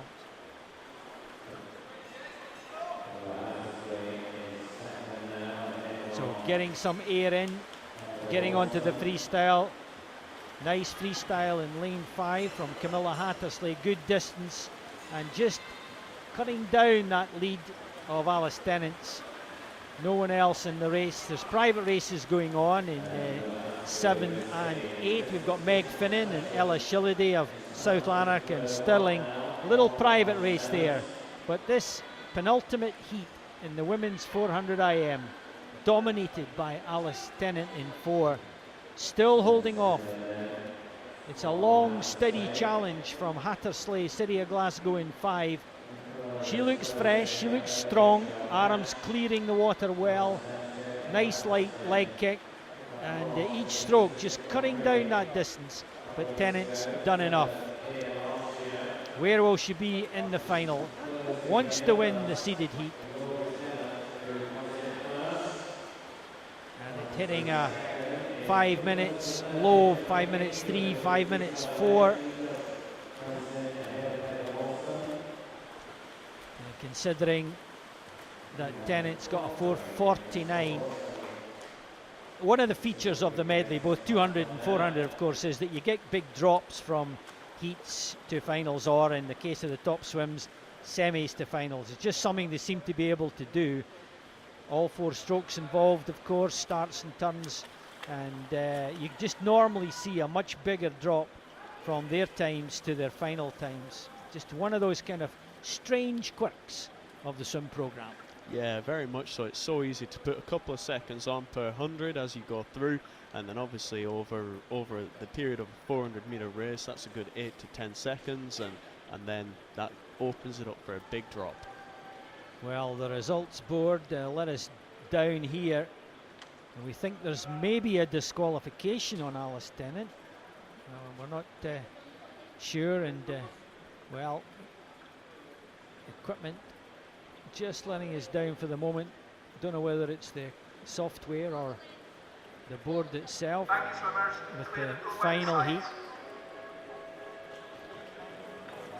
Yeah, I think we're going to just have to wait a couple of minutes before we see this last heat we race. Want to hear from you. You've had an early introduction to the first of the 12 sessions, so get on your laptops and on your computers. Tweet us using the hashtag of SGN13Live or 13Live. That's SGN13Live. Give us your comments. We'll do our best to try and air some of the best, the most interesting, and even the most difficult. I'm sure you're out there trying to pose problems for Andrew and I. So keep them coming in. We're looking at the final heat, being told to stand down and relax. And this is one of those moments where the experience tells the tale. Hannah Miley, of course, the well-known 24-year-old from Geary in the northeast, swimming for our club here. European gold medalist, Olympic finalist, and she's doing just a little bit of motion, wanting maybe to talk, but focused on the next swim. These championships, like the Grand Prix recently, used as a training event, doing lots of training in the morning, swimming as many events as possible during the program. Good swim down at the end. Not really focusing on the actual results, but of course, if you're a competitive racer, you're always in a competitive frame of mind, aren't you? Definitely. I think for Hannah, racing at a meet like this is more so the process than actually the times. It's going through her race routines, getting herself ready, making sure that as she goes through the warm-up, she feels right. And no doubt in every race that she races this weekend, there'll be something that she's working on, something that she's just trying to hone, ready to go to the bigger championships and get ready for those events.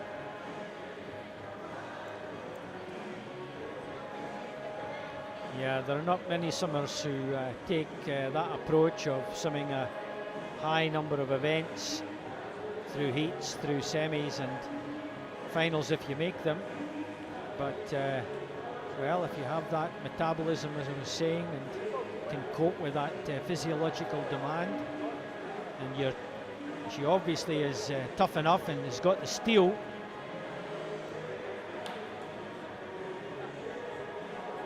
So discussion right next to us, the referee and one of the timing technical officials in the official Omega box.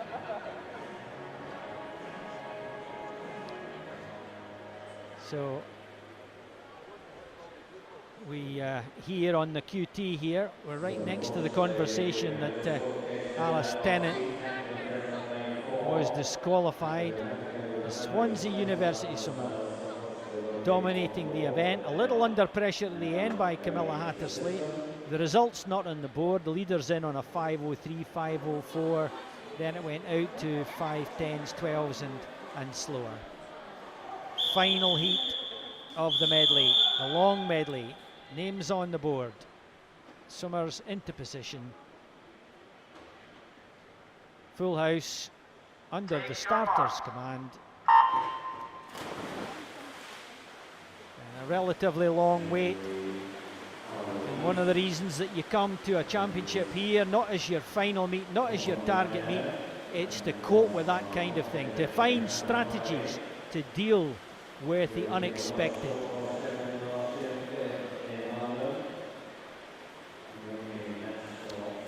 That's very true. It's all about holding that composure, really making sure that you stay nice and calm, especially for an event like a 400.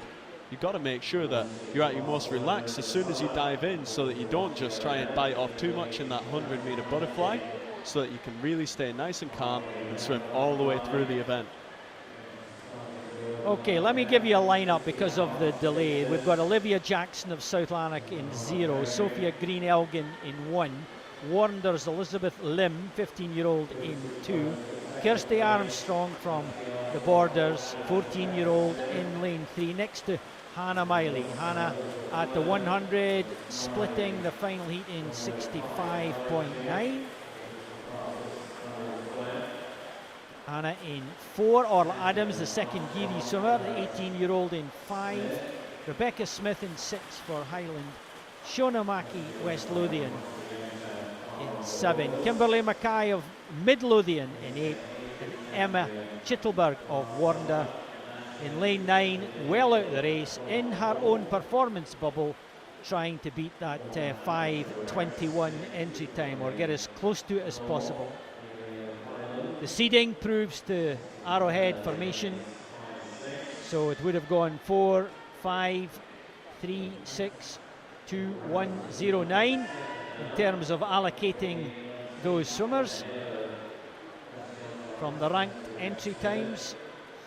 You can see the Queen of Scottish and British medley, and one of the top world swimmers, apply that technique. Nice steady head, but notice the tempo in comparison. She's not the tallest of swimmers. She's worked on her backstroke. The tempo is higher, makes the adjustment going into the breaststroke. You can see that pull out takes her right through to about 9-10 meters off the wall.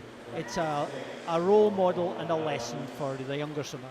I totally agree. I think that when you talk about somebody in Hannah Miley's class, you talk about having that world-class ability right there for our younger swimmers to watch. So I'm sure tonight a lot of the coaches will take their swimmers to one side and get them to watch Hannah's technique, her racing style as she goes through her events tonight.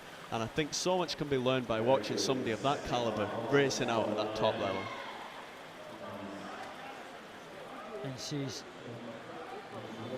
such a quiet, mature person that, you know, although bright and, you know, and smiley as she describes herself, she's modest with it and just puts it all into the performance. Look at that control on the breaststroke. Talking about technique earlier, there's the head nice and steady, quick arms, just a little bit of balance at the front, good conditioning in the legs driving right through to the finish of the kick. struggling, you know, some 18 metres behind the second base swimmer, but also a Geary club swimmer, just showing that, well, dad for Hannah and coach for Hannah and coach to Orla, doing a grand job on the conditioning and the medley up there in the northeast corner of Scotland. So Geary 1 and 2, Miley and Adams. Third place looks as if it's going to Kirsty Armstrong of the best group down there in the borders. Remember, we've seen a 5:03 finish, but the disqualification will put it to the second. So we're talking about a 5:04 from the heat swim. Of course, Hannah entered down at 4:34.1. A top swim by any calculation. Just putting in whatever swim she and her coach have decided is appropriate for this juncture of the programme and the calendar programme towards the World Trials at the end of the month. 4:48. Really good. Very calm and controlled performance. 5:02 for Adams. That's also a very good time across this event. Nice tight finish for third place on the 9 and 10 from Armstrong and Smith. Long way back, of course. A little battle at the end for Kimberly Mackay and Emma Chittelberg here in 8 and 9 right in front of us. The event quickly cleared. No disqualifications. The last event of this first morning programme, the men's 1500 freestyle. The fastest heat is listed, but it will go into the finals programme with 10 lanes. That reduces the number of heats of 1500, but still the important window for the distance men, as the women are asked to clear the pool on this occasion rather than start over the top. So 1500 freestyle, 30 laps of the pool, as we just looking to see, not getting a summary for the medley, but it's an easy one. Take your mark.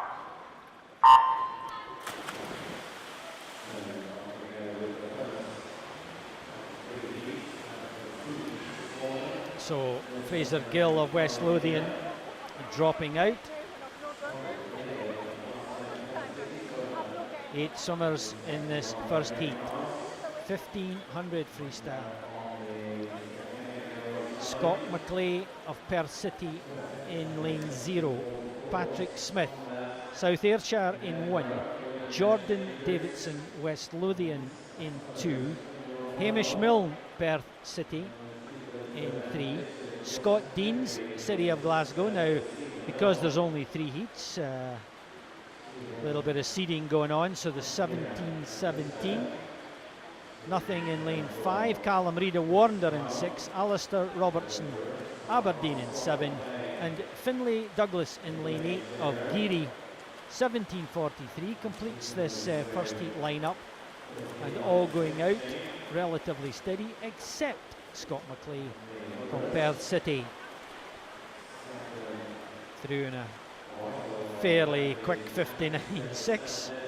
Yeah. So either high expectations, great conditioning, or a mistake. Yeah, it'll be an interesting one to see how he races through. Obviously, he's in that outside lane, so it may be one of his first attempts at this, or he may be an experienced swimmer who's had to put in a really slower time just to enter, and this may be his usual way of racing. It'll be an interesting one to see how he progresses through this race. So we've highlighted the 30-lap pathway for the 1500 men, but Yep. tell us a little bit about the different pathways available for Scottish swimmers. Well, Scottish swimming at the moment is in such a healthy state. And if you go onto their website, you'll be able to see how they do their long-term athlete development. They work right from fundamentals through to their grassroots swimming, and then they're really starting to understand that you have a train-to-train kind of way of swimming of your younger guys around about kind of 10 to 14 sort of age group, and then train to compete is what they would then go up towards, and then train to win past that. So it's a really healthy pathway for them to try and promote good fast swimming and really train these guys to make them into really good racing machines. Yeah, I like the way it's been regionalised and that there's support in all areas, including the likes of Orkney and Shetland, and that's good. You know, good qualified coaches, good support structure, a little bit of sports science going in there, and you know, just everything that the athlete needs. So, you know, I think the association and Sport Scotland have done very well to bring it to this stage. It's now up to the athlete. Commonwealth Games in the future, well, what better target could you have? You're so right. It's such a fantastic goal to put in place, but it's really important for the swimmers who are up and coming to understand that that it's very achievable. It's not just a dream. It's something that you need to aim for, but there's a good way of being able to step up to that, and working through these pathways through Scottish swimming help you take those steps towards it. And you're right, support through the districts at the moment is so important. Well, the support has brought these guys to the table here at the Tollcross International Swim Centre. Only open 3 weeks, so it's been a massive effort to get this in place and ready for the Scottish Gash National Championships. You've got to take your hats off to, you know, the hundreds of people that are putting the work in, you know, in the background, the unsung heroes and heroines, you know, to bring this, including the staff of Glasgow Life, the kind of sport and recreation programme here in Glasgow. They're always very supportive of swimming, and they're proud of Tollcross, and it is the major venue, of course. And there's still more to come. The wall that's holding the giant scoreboard is to be removed, and the wall will be put further back for more spectators for the Commonwealth Games. And afterwards they're going to dig a diving pit because the building will be high enough. And that's the kind of, you know, forward thinking. But we are a small nation, and our athletes are pulled in every direction if they've any kind of sporting talent. So it's good that the support is there, and that there's lots and lots of you know, attractive lures and motivations and rewards for, you know, one of the hardest sports to stay in. Yeah, it is, and it comes down to funding in a lot of cases for our senior swimmers. There's funding there for the guys who really make it up into those top teams, but below that, it becomes very difficult for swimmers to be able to fund themselves through swimming, and it's a full-time job to be a top-class swimmer because of the training times early in the morning and then again in the evening with land training sessions on top of that. It makes it quite a tough regime to follow. So any way that these swimmers can get any support or any following is really, really important. Well, we have a strange pattern here in the first of the 1500s. Scott McClay of Perth City, a 14-year-old, entered on 17:44, folks. Nice, even pace. Now, there's a number of ways you can swim the 1500. People look at it differently, but it is all about conserving energy and doing some even pace work so that every 50 holds the same until you get to a point where you know you can get a little bit faster going to the end. You know you can carry the energy, you've got the physiological package in you, and you can start to pick it up. But it looks as though Scott has gone a little bit the other way around. A 59.6 start, a bit excited perhaps.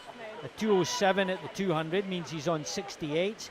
He held 68 going through the 300 and 400, but then dropped out to a 5:34.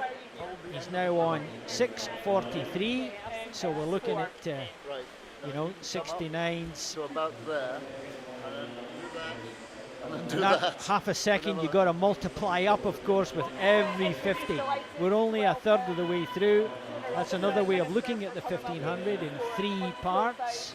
And a lot of swimmers have also talked about a little bridge swim. The first 400, you know, is controlled, getting your pace, your technique right, knowing if you're on pace from your training. And then you put in a lot of even pace 50s, so it's a little bit slower. And then you come down. So if you look at the times, the first 400 is slightly faster across the 50s. Then you slip out to even pace, but you hold that even pace during the middle block. And then in the last 300, you bring it home with a little bit of extra pace and a little bit of fight and a little bit of racing in you, so that the times come down again. So the shape looks like a dining table or an upside down U, if you can picture that from my crazy words. Going through in 7:53. So we're out to 60s.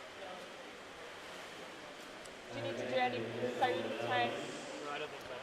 Yeah, he's still holding together pretty well at this stage, right there out on his own on the edge. He'll have a lot of sunlight over on that side. The sun's really glaring down onto his lane, so, you know, that's going to be pretty tough when he's trying to take those breaths across to see the other guys in the field.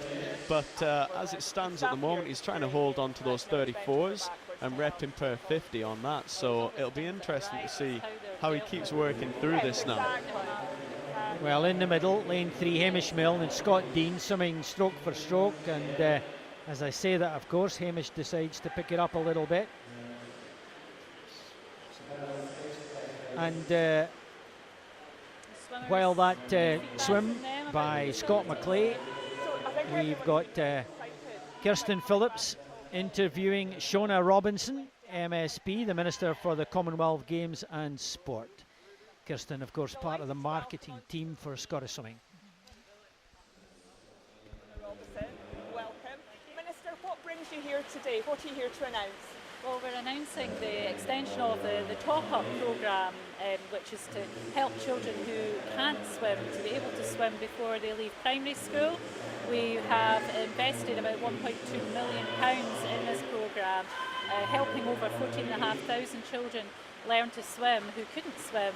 And actually a large proportion of those children are from less well-off backgrounds, so children that have maybe not had the opportunity to be in a pool very often, have not been able to learn to swim, and we felt it was very important we did something about that. So it's a great programme, and I'm delighted that it's going to be going for another 2 years. And why is it important to the Scottish Government that every child should learn to swim?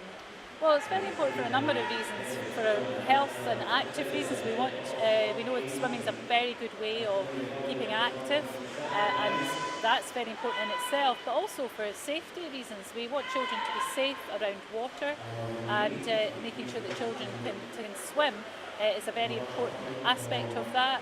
But also, I think the fun part of it, we want children to be able to enjoy themselves in the pool, to be confident. And we know from the children that we've spoken to, have been through the programme, that have actually become more confident in themselves when they've been able to achieve something that they couldn't previously do. And it is quite a landmark being able to learn to swim. I remember that sense of achievement myself. And for those children, it was really, really important. So I'm delighted that we're going to be able to do more of that. Just over a year out from the Commonwealth Games, of course, do you think that ensuring every child learns to swim would actually be a lasting legacy for swimming in Scotland?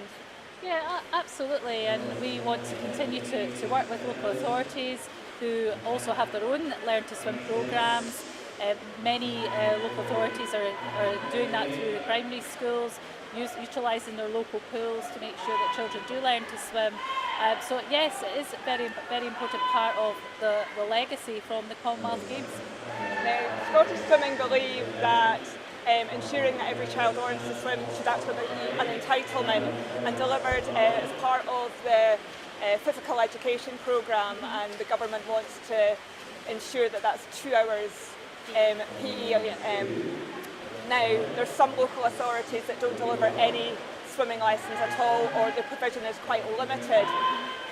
With more local authorities perhaps cutting back on their programmes or reducing them altogether, what can the Scottish Government do to help us to persuade those local authorities and others to either have a change of heart, change their mind and deliver swimming in schools? Well, first thing, we've obviously had, to direct our resources in the most effective way, and that's why we've focused at the moment on the top-up programme, because we felt it was important to capture those children who couldn't currently swim and help them to learn to swim before they go to secondary school. So that has been the priority for the last couple of years and will be the priority for the next couple of years. However, very happy to talk about what we do more generally. Sport Scotland have been working very closely with local authorities to make the most out of their swimming infrastructure, to have a swimming plan as part of their sports plan.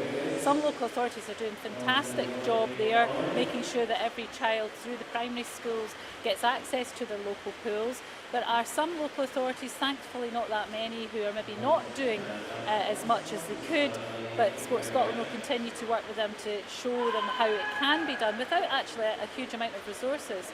In terms of the future, I want to continue to talk to Scottish Swimming about where we go next. We have the youth sports strategy that is being developed at the moment. We want to have a draft of that by September. I think that's a good place for us to have those discussions about where next, because we want to complete the 2 hours PE by next year. We said we'll do that, and the 2 periods in secondary. It's very important to me that we do that, but we need to then look a bit beyond that horizon and where do we go next. And I think that's a good time to have these discussions about what else should we be doing to make sure our children are as healthy and active as they can be. That's great, certainly a lot of good work gone on so far, a lot more to do. Delighted with the announcement today. Thank you, and thank you very much for joining us. It's been a pleasure, thank you. Okay. Excellent. Good. You're next. Well, Good thanks on to that. Kirsten for that interview with Shona Robertson, Minister for the Commonwealth Games and Sport. And it's really nice that she would find time in a busy programme to come in and feel what it'll be like a year from now. The race has stayed very much the same, with Scott McClay holding 69s. He's through the 1200 mark and doing a grand job. He's a big 14-year-old, so sits very strong in the water. You can see a very high lift on the arms. No leg kick. Again, the technique in the 1500 has, well, for me it's switched from no legs in the 60s to all legs in the 80s and 90s with the Grant Hackett and company swims. People started to find the conditioning levels were high enough to hold the leg kick, 6-beat kick.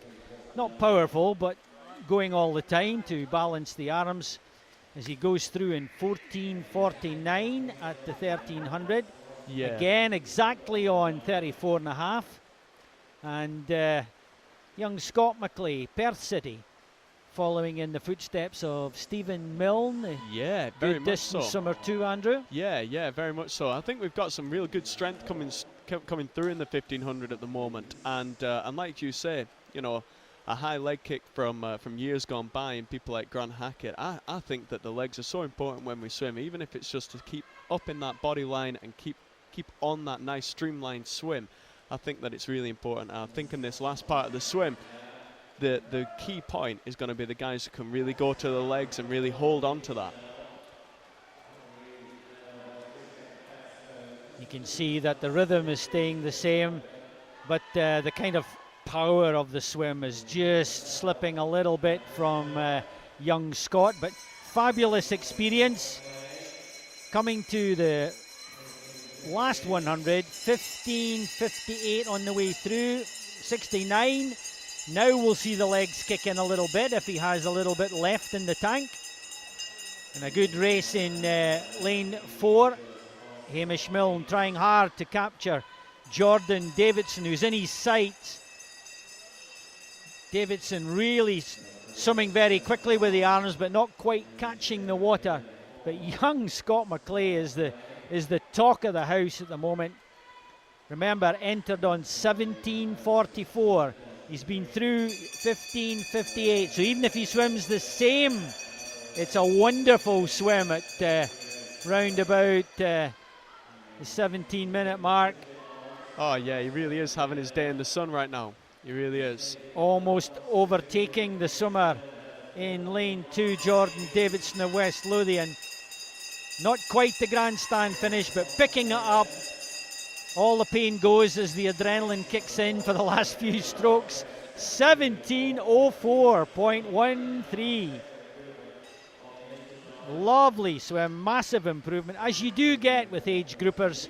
You know, they come with a 17:44 long course. There's not that many opportunities to swim 1500 long course.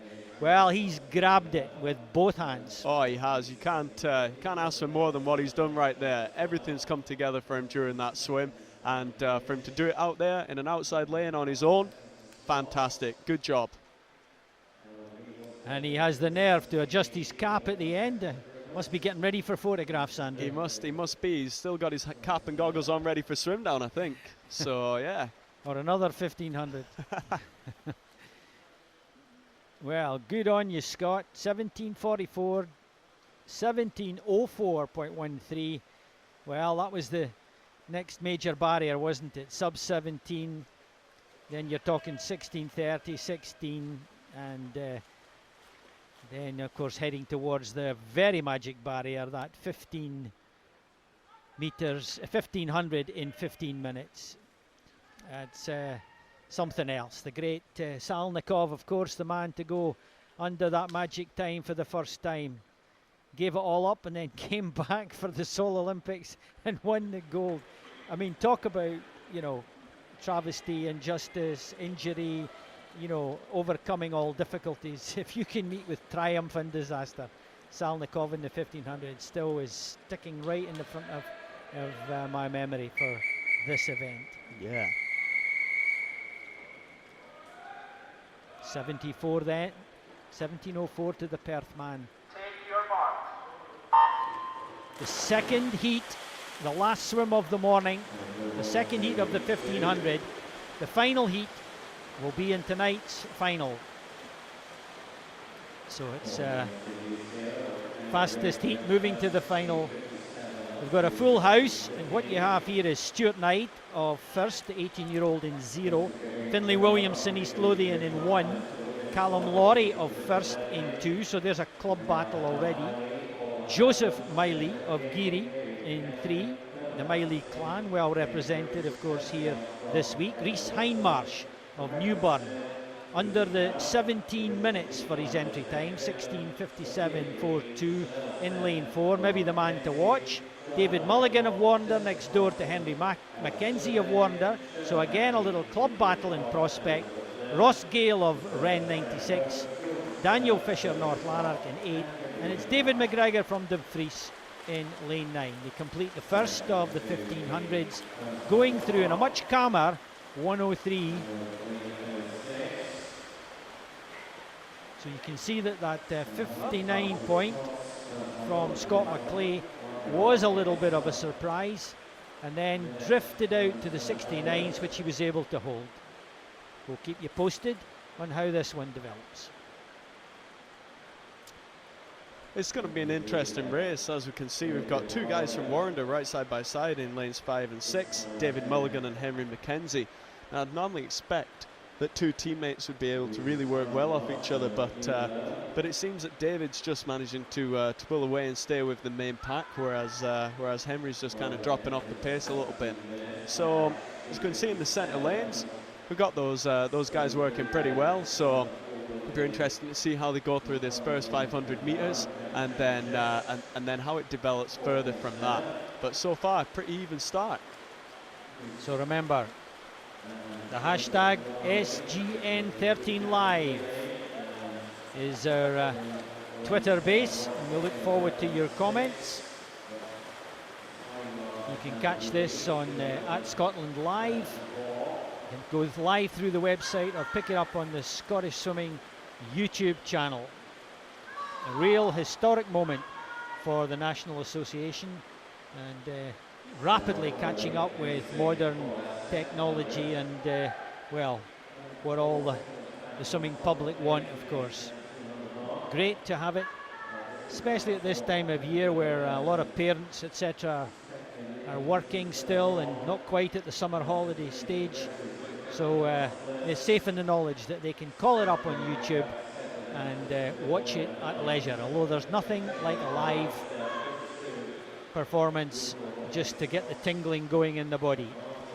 That's right. I couldn't agree more with you there, Drew. It's fantastic that Scottish Swimming have put this in place, so many people can now watch this on a live feed. But if anybody is in and around Tollcross, wants to come and watch some racing tonight, we've got some great finals that are going to be raced really hard. Some really fast guys swimming out. So if you are about and you do want to come down, I'd definitely recommend coming and watching some world-class swimming. And if you had a 1500 swimmer, Andrew, how would you like him to swim? How do you see the pattern and the tactics? The key's in the balance, like what you'd said before. It's about trying to get into that really good pace and really hold on to it. I know that 1500 swimmers usually do a lot of high volume work where they'll make sure that they hold on a time and they really hold and they get right into that groove. I think for 1500 it's important for your stroke rate to stay the same and you to be able to rep each lap exactly the same as the one before. So you really want to be consistent.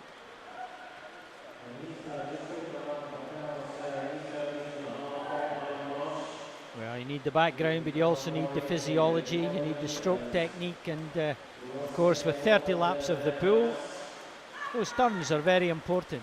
You're swimming faster off the wall on the push than you are at swim speed, so you don't want to lose that too early. And nice movement there in lane number 3 from Joseph Murray of Geary. Good technique, of course, in the pool with Patrick and Hannah and company. I'm sure they're all well schooled in those small but very important facets of the swim. Yeah, we know from past experience that Hannah does a lot of work to build the engine that she has, so it'd be very understandable for the rest of the guys from Geary to be able to swim out the same. And as they're turning there, they're going to come up to the 500 point in a second, but they were turning about 424, something around that mark when they turned at the 400. So it'll be interesting to see how they are when they turn at this point, and then how they progress it forward. Well, remember, young Scott McLeay in the first of the heats of this 1500. 2 this morning, the fastest heat goes in the finals this evening. And turning it over, Joseph Miley through in 5:36.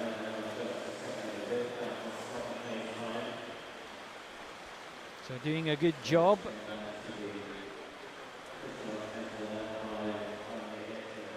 Nice long stroke, very easy breathing, light leg kick. You can see that the legs are a little bit, you'd call it interrupted. Little leg kick as he returns the head to the breathing position, and as he turns the head to the left for that breath, the legs go a little bit more underwater. It keeps the length of the stroke. It's a nice long arm action, seems very light in the water. The rest of the field just slowly cutting down that lead at the moment. Remember, through in 5:36 at the 500 mark. Repping on the 68, so again you'd expect that. The next heat would be faster than the one before. And although it was a great swim for him, Scott McLeay of Perth at 69s, was swimming just that little bit faster. So that's a 6:44, so we are on the 68, so they're holding 34s. And as Andrew said, in training, you'd maybe then ask to do a block of work where you'd be swimming 34s, then 33 points, then 33, and then that's the way you build it in, rather than try and make one massive jump. It's only the young teenager age groupers who can do that, as they maybe change from, you know, boy into youth and youth into man.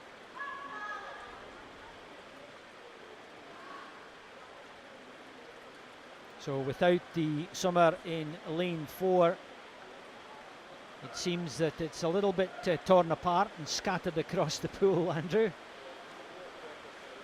Yeah, I can see that too. We're seeing some guys having some really good goals. We're seeing obviously Joseph, who's about to turn now at the 700 mark. But then we've got 3 swimmers that are all clumped together, and they're doing a pretty consistent, solid job. But they're not all side by side, so it's scattered across the pool, which obviously for those guys who are swimming makes it quite tough to keep a track on who's where. Yeah, you know, just 0.5 of a difference, and then you start to multiply it up by the number of laps, and you know, you get the gap. But the swimmers staying roughly in the same position, no one making any kind of break. They'll know where they are those hours in training. Also at the turn end, there's a giant numeral put onto whichever preferred side the swimmer indicates, so that usually on the first stroke after the turn they can just turn that extra little bit and see the number in case they've lost their way, because it's very easy to do that.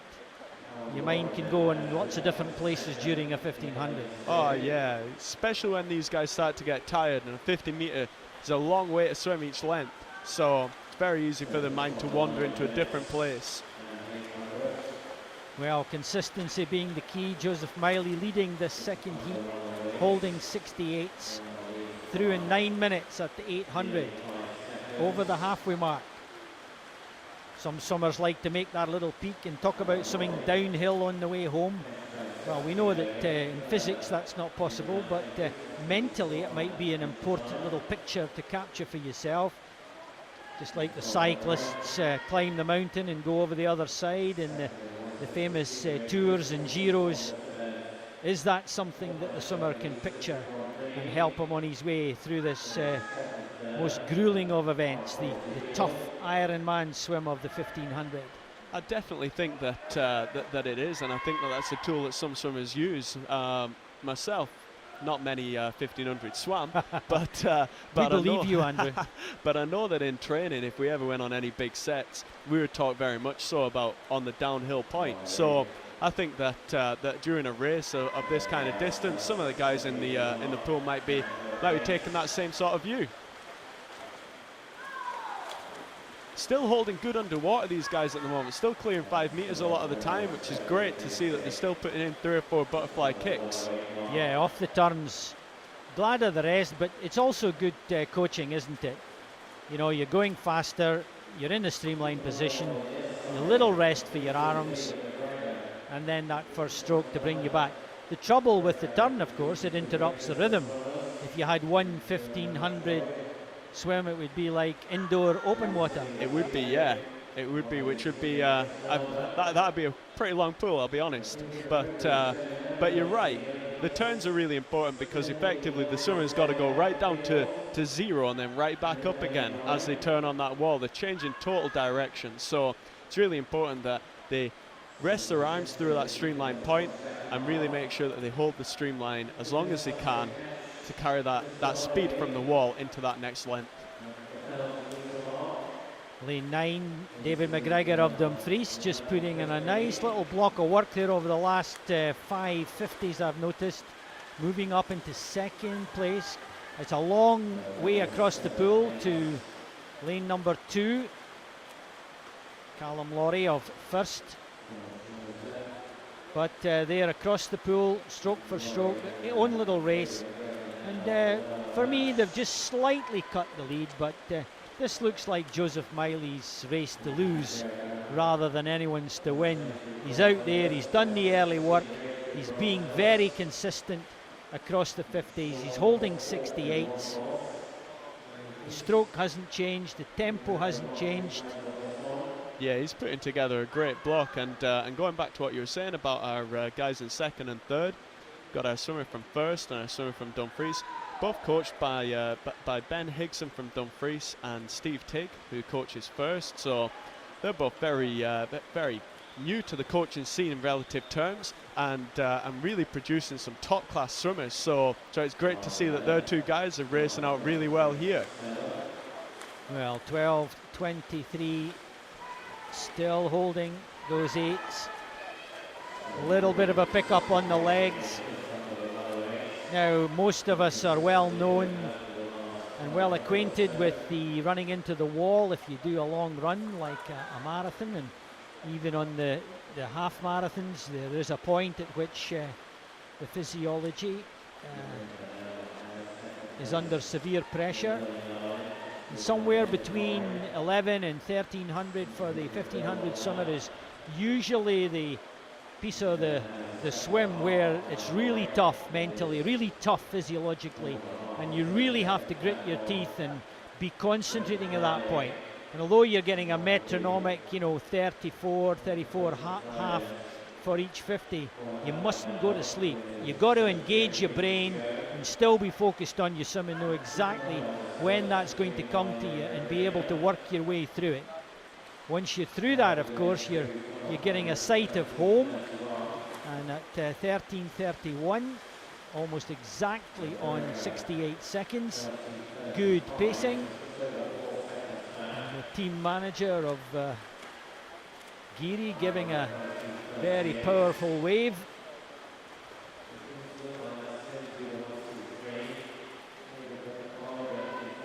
Yeah, we've seen Joseph put together a really solid block of swimming here. Really want to see how he holds together in this last part and see if he can even drop down into maybe 107s. Really trying to just kind of vamp up this last part of the race. Well, he's on for a good strong time according to the entry. Miley entered on 17:04.55. The Dumfries swimmer, David McGregor, don't forget about him, down here in lane 9, second place now clearly, and starting to cut into the lead of Miley for the first time. You can see that there is almost a chance of a little bit of race at the end of the 1500. Miley over, now McGregor over. Miley, will he see at 14:39? Will he be able to see perhaps the slight challenge? McGregor looking very tidy, quite a hard leg kick. It's just a balance, but it's the movement, the level of kick, the depth of kick, still quite strong. Miley hasn't changed one iota, although I think I see the arms just shortening ever so slightly. So the number 3 comes up for him, and 3 laps to go. Yeah, very much so. And both guys really still whipping round on those turns. So important to keep turning quick.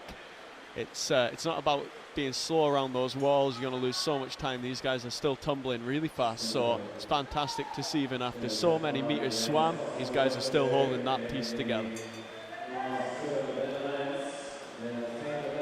So Miley, the lead being cut down. The bell's almost sounding together. McGregor has saved a lot.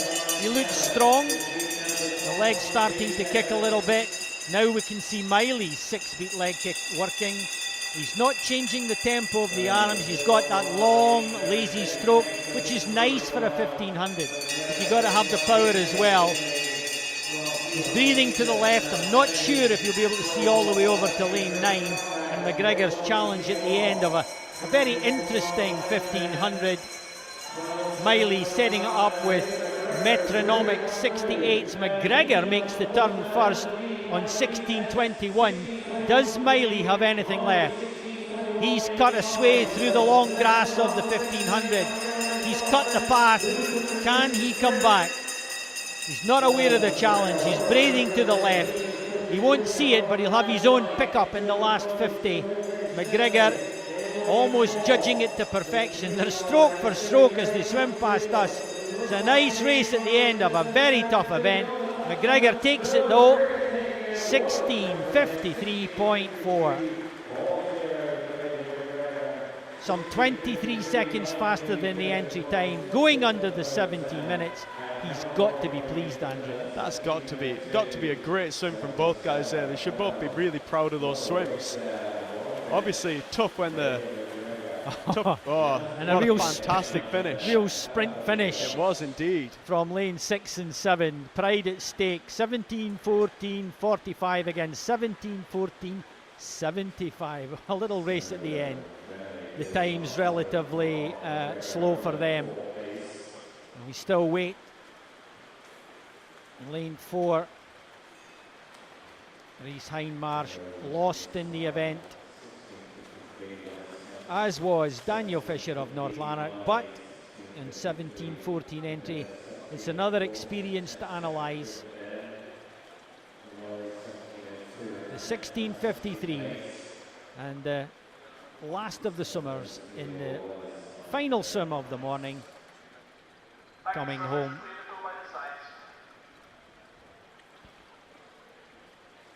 So a 16:53 then. 2 heats of the 1500 completed this morning. The fastest entry time coming from Martin Kremen of Stirling, the 22-year-old, with a 15:43.8. So with a first swim, that could be a real challenge, but nothing there should trouble the final heat swims. 16:52, the outside of the 10 swimmers listed there for the final. So the board closes, the officials wind down literally, and the pool quietens after this first session. For the afternoon we have the same events, only it's the second half of the swims. Warm-up is 12:15, the start is 13:15 or 1:15 if you're not on a 24-hour clock. That concludes the coverage of today's morning at the Scottish Gas Nationals. We'll certainly be back in the afternoon for that second session for more live coverage. Remember, you can keep up to date with interviews and keep tweeting at hashtag SGN13Live and posting any pictures from the meet for the Instagram competition at hashtag SGN13Pix, P-I-X. So my thanks to Andrew Mayer for his thoughts and commentary, and I'm sure there's lots of sparks flying in his mind as he looked upon this from a very different perspective from the commentary position, and he'll be joining me later. But for the moment, from the Scottish Gas Nationals, we have to say good morning, and hope that you will come and join us. Thank you.